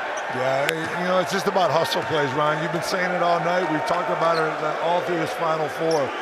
And hustle plays make the difference. And right now, it's all about Real Madrid getting on the floor and not giving up easy looks. Mirotic took the fake, took the ball to the side, and gave up the side, gave up the three-pointer to Exum in the corner, who was short on it. Pablo Lasso in Real Madrid immediately thinking that this is an unsportsmanlike foul committed by Nicolas Laprovittola. So he's challenging the call to see whether he can get the unsportsmanlike that he believes it is. I've seen Pablo use that once this year. I can't remember which game it was, but he did use that once, and it worked for him. But I think just the foul was called.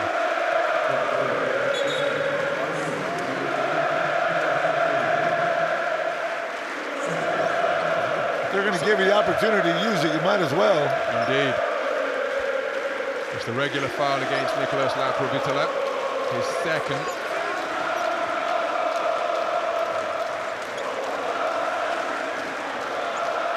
Again, the red and white of Olympiacos Piraeus fans and Crvena Zvezda NTS Belgrade supporters combining to make this a cracking atmosphere here at the Stark Arena in Belgrade. You gotta love fans that really don't cheer for anybody. They just cheer, don't you? So it's Yui as we approach the midpoint of the final quarter. Gets beneath the free throw line again, back iron on the shot, ball tipped out of bounds, well saved by Brandon Davies, guiding it to Nick Athens. If you're Barcelona, you have to do something to keep Yui out of the lane. He's killing you inside.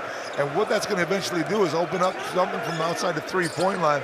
And that would kill Barcelona if they start giving up threes. But now if they start making them. Nikola Mirotic nets his 4th three-pointer of the night, 4 of 6 from downtown, 22 points in the game to lead all scorers. His team back to within 4. He hasn't made a 3 more important than that one right there because his team needed it. Cozier has used his dribble, goes inside to Poirier, nice catch and a turn and jam! A little bit of payback for Vincent Poirier, who just crushed it over the top of Brandon Davies with a 2-fisted hammer. Yeah, I mean, Davis, you're looking for help on the other side, back in the Mirotic right now. And no easy baskets. This is the Final Four. This is the semifinal. Game 2 of Thursday night. There's gonna be no easy baskets as Mirotic gets down low. Look, everybody come in. And there comes Poirier from behind. Nicola's gonna have to go to the bench and look at this. Give me some hang time on this one, Turkish Airlines. Because Poirier got up.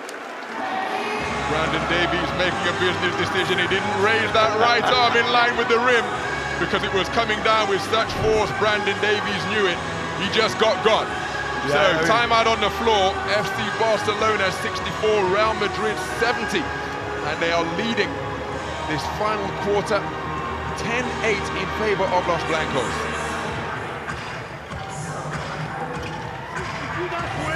So we're going under, over with La Provítola because Coutinho, he switched. They're looking for this, and Mirotic is going up now. Don't lose Mirotic on this screen now, okay? And if you're late, you can switch it with this, but no threes. Yes, vamos para abajo.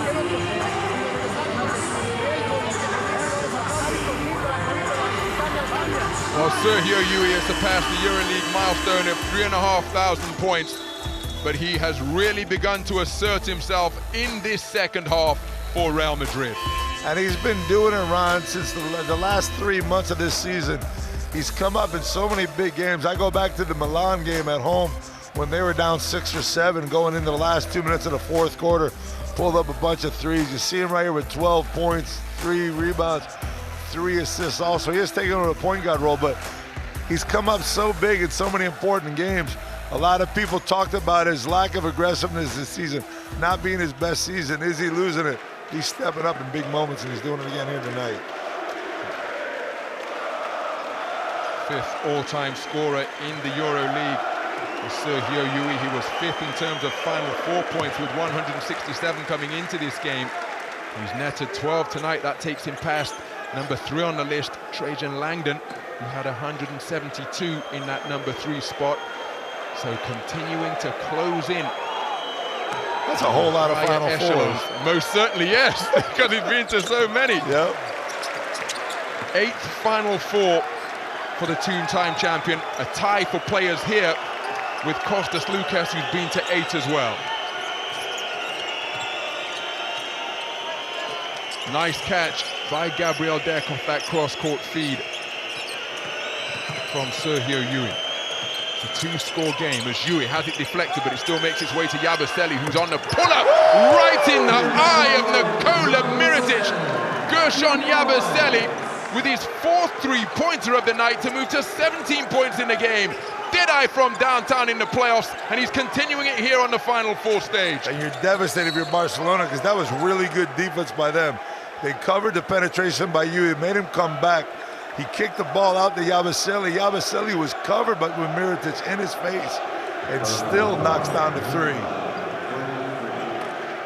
Terrific work from Gershon Yabusele. We talked about how he elevated all of his numbers during the postseason, and the growth and the confidence that he would have taken from that has carried over here in this, his first Final Four. He's just a confident guy anyways. You know, he's one of those guys that knows he's going to have some bad games, he knows he's going to have tough times, but he's all about being confident. I think you know that better than anybody. That's just boxing. It's about the same type of sport. You might get beat up every now and then, but you got to come back and be confident. That's the same way he plays the game. So Dante Exum all over Gabriel Deck. Now it's Kozur handling against La Provitola. Vincent Poirier with an offensive foul because he set his legs really wide and then he was leaning to set that screen outside his own cylinder. Offensive foul is the call. It will come back the other way. A lot of it had to do with the defense on Kozur. They did everything they can to make sure that he didn't go left. Kozur forced the turn, and when he was forced to turn back to his left, he extended himself away from the pick, which made Poirier have to stick that leg out a little bit more and cause the foul. And it's the ball handler's responsibility to come off the shoulder of the person setting the screen. Kozur not able to do it on that occasion. Fake and drive, then the dish from Calates. La Provitola from downtown. His second three-pointer of the night makes it a one-score game here with 3.5 minutes remaining in regulation. You knew it was going to be this type of game right now. That's the 4th team foul from Barcelona. From this point on, both teams are going to the line, but La Pro, if he gets hot, we saw it against Bayern Munich. There was a point where Barcelona looked like they were going to lose that series, and La Pro lit him up in the 4th quarter, just took over. La Provitola coming into this game off a career-high 26 points on 5 of 7 shooting in Game 5 of the playoffs. What a pump fake, up and under, and power jam from Vincent Poirier. Outstanding low post play and finished with authority. The footwork and the power was amazing on that play by Poirier, but another 3 from La Pro. And he buries it! La Provitola coming to the fore with his dead-eye shooting from downtown. He makes it a one-score game once again. His team down by just 2. I didn't think we were going to match the intensity of the first game that we saw, and here we are as Yui. Yui working the handle, Calates in pursuit. Shot clock is in the red. Yui's going to have to pull the trigger. It's an off-balance shot, and we've got an offensive foul committed. It will be FC Barcelona basketball. Lasso can't believe it, neither can Vincent Poirier. Pablo, you can't complain about that foul right there. You see Poirier crashing the boards from behind, and he's definitely going to take out. We're going to see this right here. You see the push right there to begin with. They may have a little bit of a case because Mirotic got his hands on the back of Poirier also. That was a double push almost if you look at it really close. I think we're going to go take a look at this. So it's Luigi LaMonica. I don't know what they could really look at though.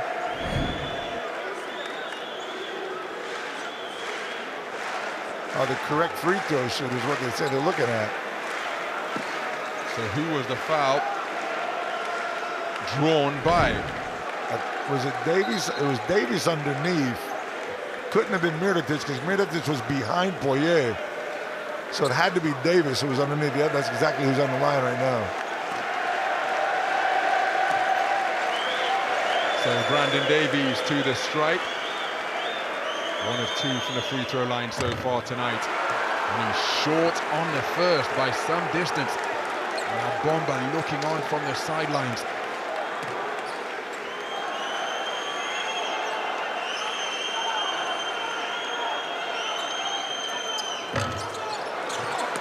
Well, what an offensive rebound. Brandon Davies goes 0 of 2 from the free throw line, but how about that work on the offensive glass by Nikola Mirotic? The deftest of nudges in the lower back of Vincent Poirier just to get him off balance and out of the play, and then he gets the stick back to fall. We are all square, 75 points apiece, 2 minutes 40 remaining in regulation.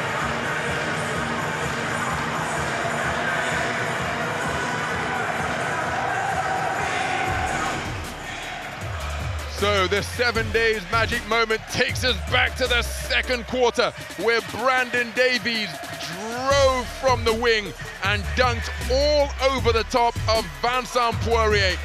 A terrific individual play, a momentum-changing play, typifying the energy that Brandon Davies has brought to this Final Four semi. Yeah, no, but Poirier sitting over there and said, wait, hold on a second. What about mine? You got to get it a little bit earlier to get that 7-day magic moment, bitch. They take a while to prepare for the team in the VT trucks. And maybe, just maybe, Vincent Poirier's payback came a little bit too late to get the fancy graphic treatment for the 7 days magic moment. That has gone to Brandon Davies. No crack against 7 days, but I don't think neither one of these guys are going to care about it if they're playing Saturday in the last game. Oh, my man.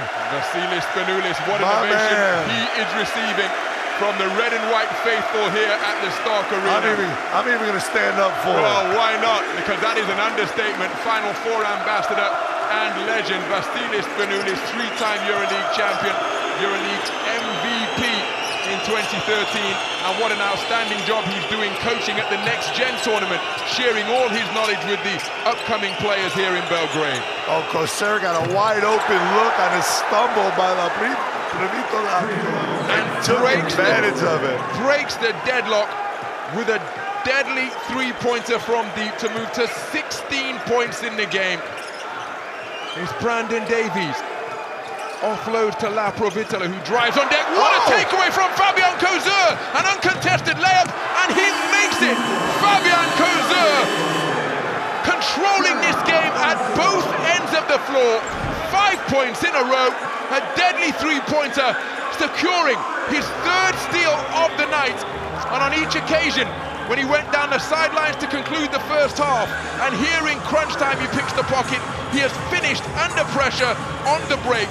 What defensive play from Fabian Coser. 18 points from Coser, but so many intangibles along the line. Amazing run, 5-0, all on his own.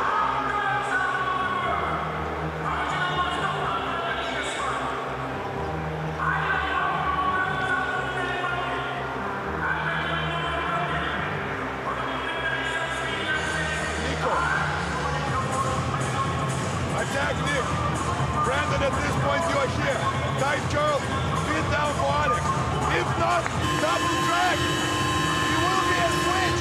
Keep the ball in the middle, please.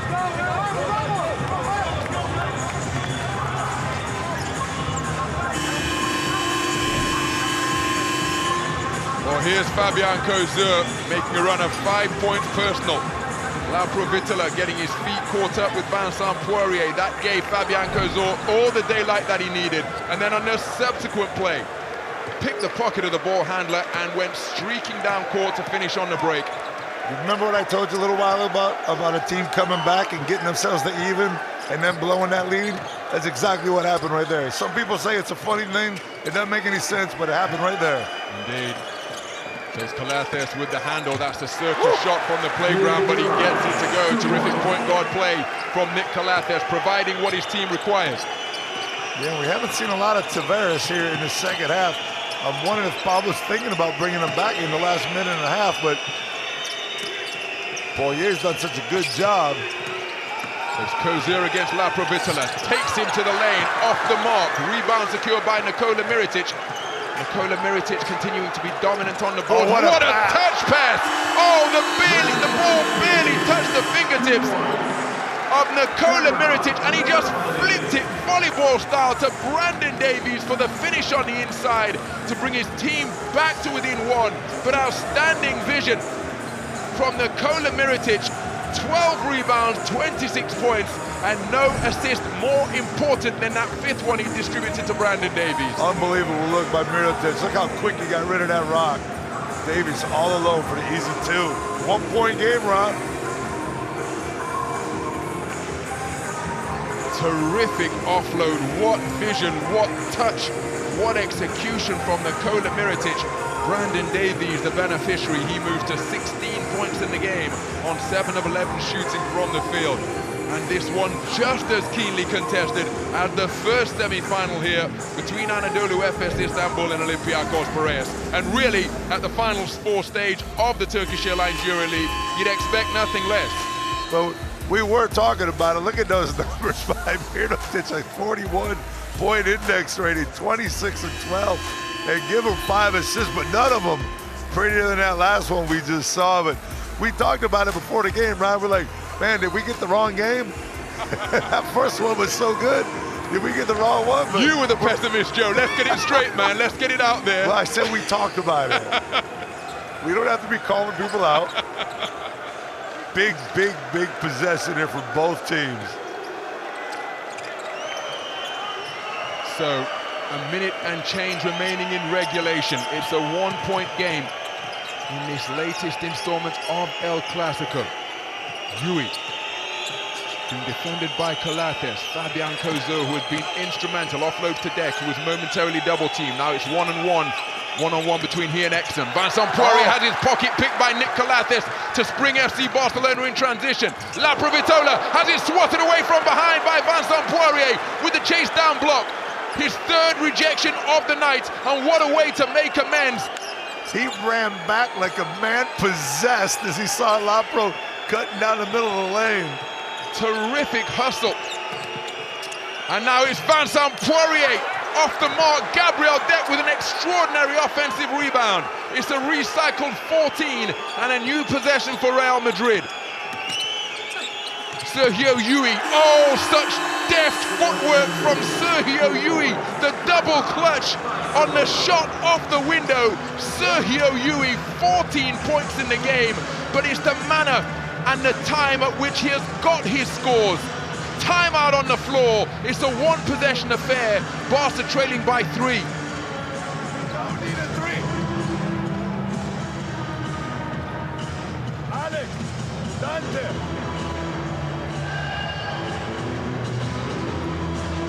Brandon. Alex, Brandon. Nico. Lapro. We go without Nick. Offense. Okay? We're good? Offense. Alex goes here. Alex, here more or less. Brandon screens for Lapro.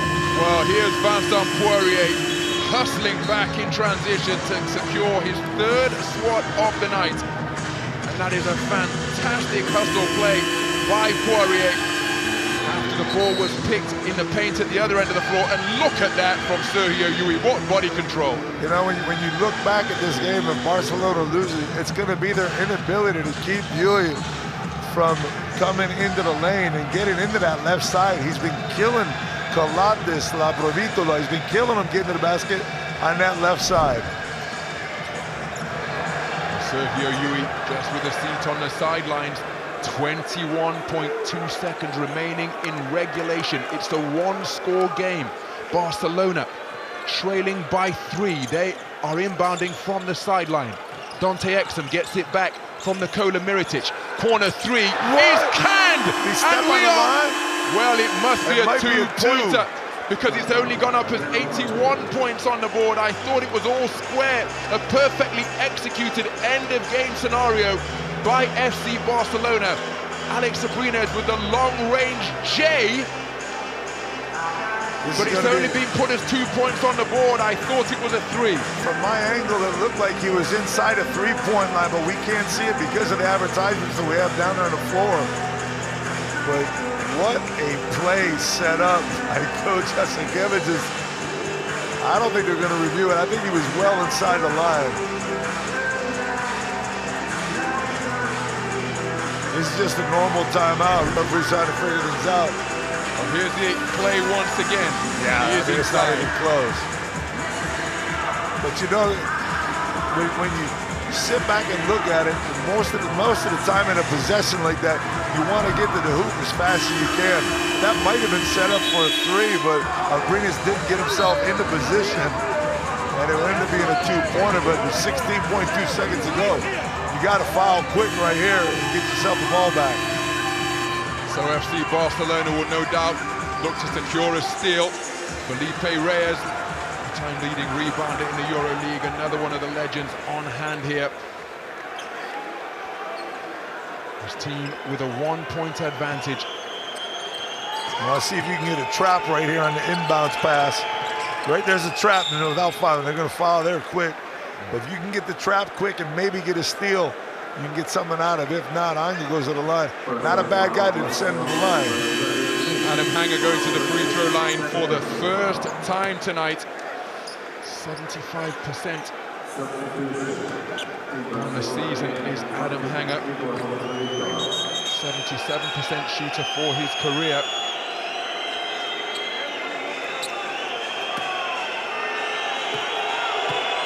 So big moments now for Adam Hanger. Rattles home the first.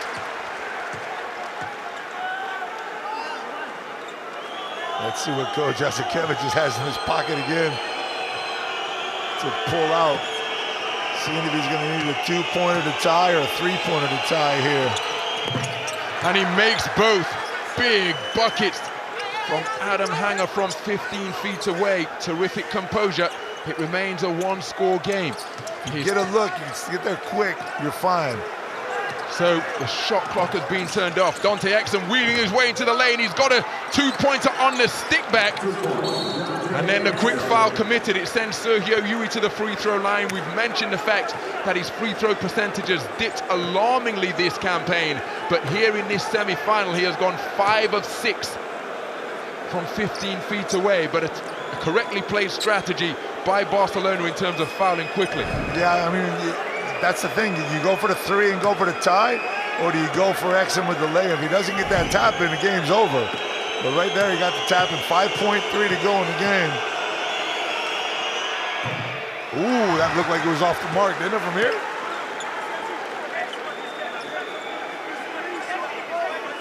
Screwball rotated its way through the net. And they need this. So a 3 will send it to overtime. And he's gone 1 of 2. Rebound, Gershon Yabusele. Ball still loose, and then we've got a foul as Gershon Yabusele. Wow. Over the baseline, Brandon Davies commits the foul with both teams in the penalty. It will send Gershon Yabusele to the stripe, and he has an opportunity to make this a 2-score game with 2.8 seconds remaining in regulation. You know, the one thing that you'd never want to see as a coach, a team, a player, is giving up a rebound on a missed foul shot at such an important moment of the game. The box out is the most important thing. The long rebound, and there's another long rebound right there by Yabusele that keeps this at a 1-possession game.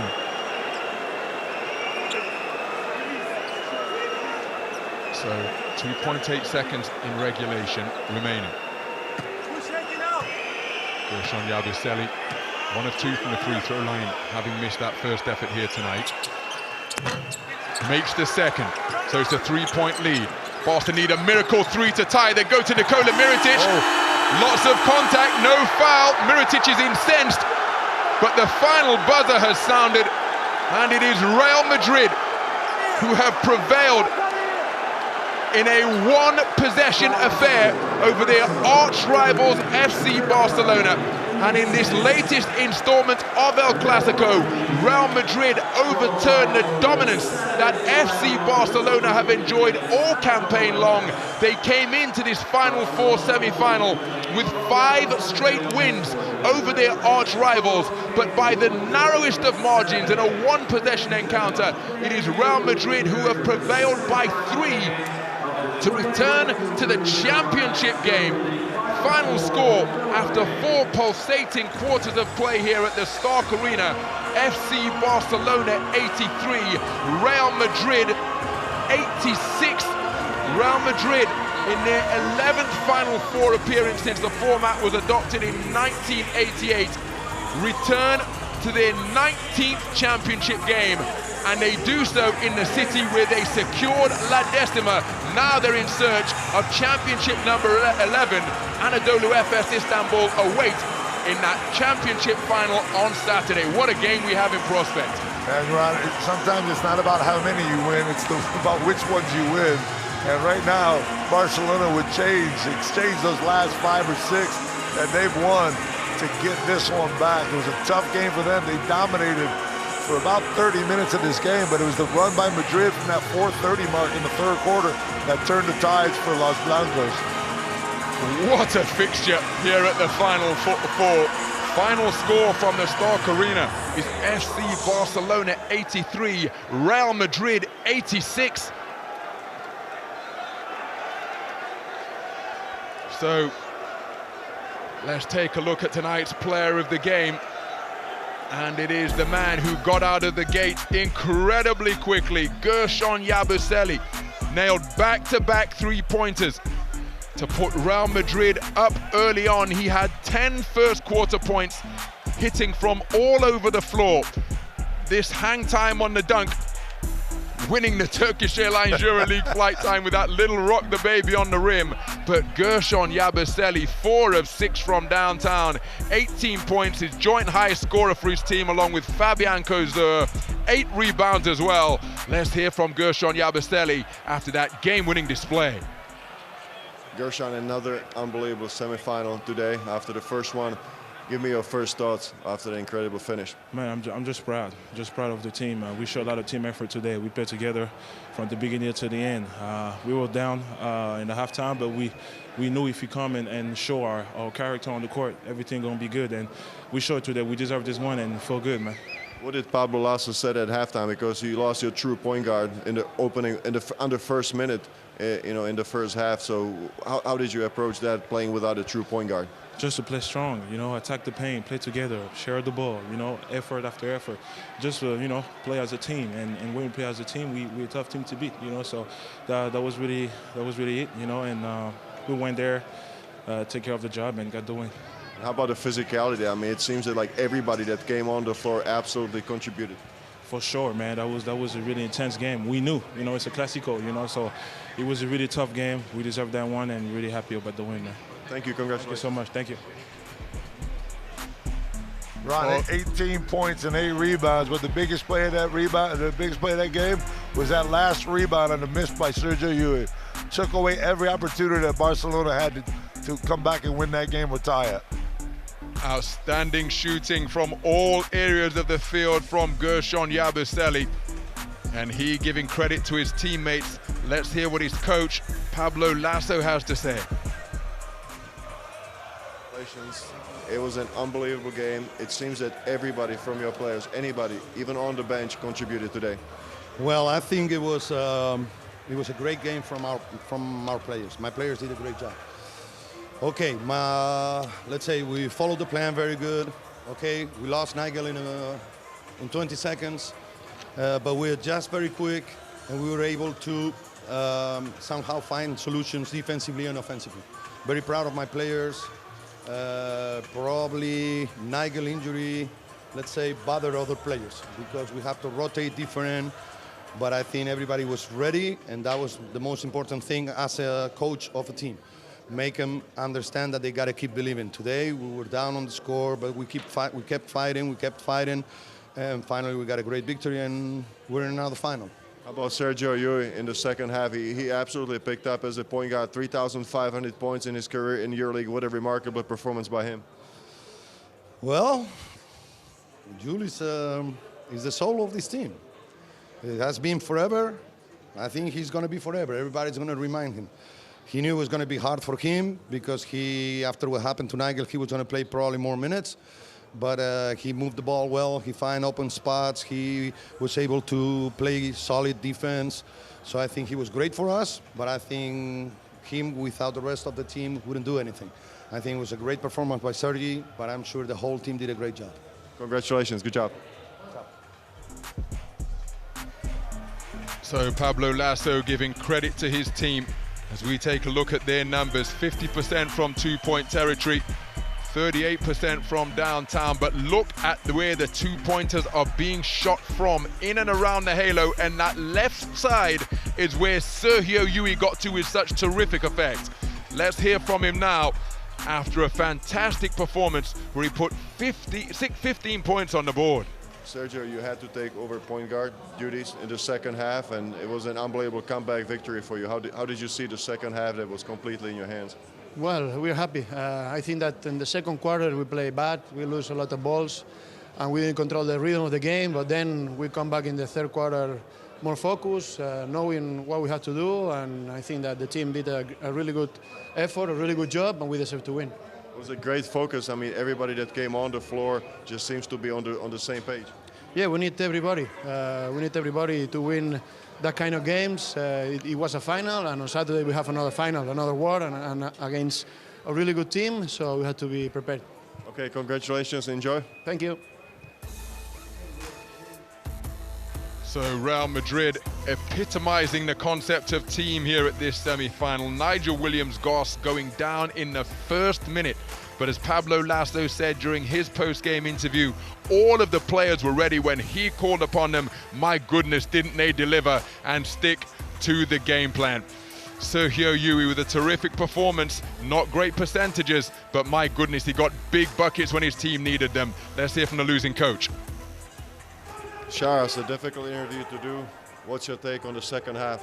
What caused the game? We did not do anything that we planned out to do. In the first half, when we were up 11, the only thing we're talking at halftime is how Madrid missed all the shots, and we were just looking very good, but we were not doing all the details that's so huge in these games. And it's just when Madrid hit some shots, and at the end they hit some difficult ones, they just started scoring. It's just too many points, too many rebounds after the foul shots, after other situations, miscommunications. It's just, it's painful.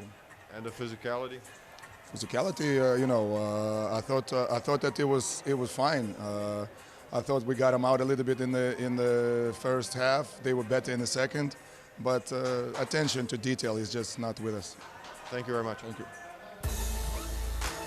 Well, a very magnanimous coach, Sarunas Jasikavičius, at the conclusion of what must be a really bitter pill to swallow. Defeat in an El Clásico at the semi-final stage of the Final Four, as we take a look at some of the numbers. You know, Ron, winning this title is a process, and it's a process that Real Madrid went through a few years. It's a process that Fenerbahce went through before they won it, and now it's a process that Barcelona's going through. And there's a lot of highs, a lot of lows. They got to the finals last year, lost, and they lost here in the semis this year. Maybe next year's their year, but it's going to take another 365 days to figure that one out. Indeed, they'll have the summer to reflect on what has taken place here. Of course, they've got the third, fourth game to deal with here in Belgrade. In the meantime, a fixture that absolutely no side wants to play in, but that is what they will have to do, because Real Madrid produced a terrific second half of basketball, closing out the third quarter with a 26-11 performance. The fourth quarter was actually the highest scoring period of the entire game. 27-26 in Barcelona's favor, but Real Madrid just had the edge. The crucial play, that offensive rebound of the missed free throw by Gershon Yabusele at the death. Yeah, not only the missed free throw, but it was the timing of that missed free throw, and the fact that it even took about 3 seconds before the foul was called. Yabusele fighting for that ball. So there we go inside the numbers. Barcelona with better shooting percentages from the field from both 2- and 3-point territory. Real Madrid edging the battle of the boards, identical in terms of turnovers. The stats giving us a fair reflection of how keenly contested this game was. But in this, their fourth Final Four meeting at the semi-finals of El Clásico, Real Madrid extend their lead to 3-1, having won the last 3 now, adding to back-to-back victories in 2013 and 2014. That is how Anadolu Efes Istanbul progressed to the championship game. And at the conclusion of another incredible edition of El Clásico, it's Real Madrid who have emerged victorious to progress through to their 19th championship game. The most successful team in the history of the competition go in search of their 11th title. They'll face off against FS on Saturday.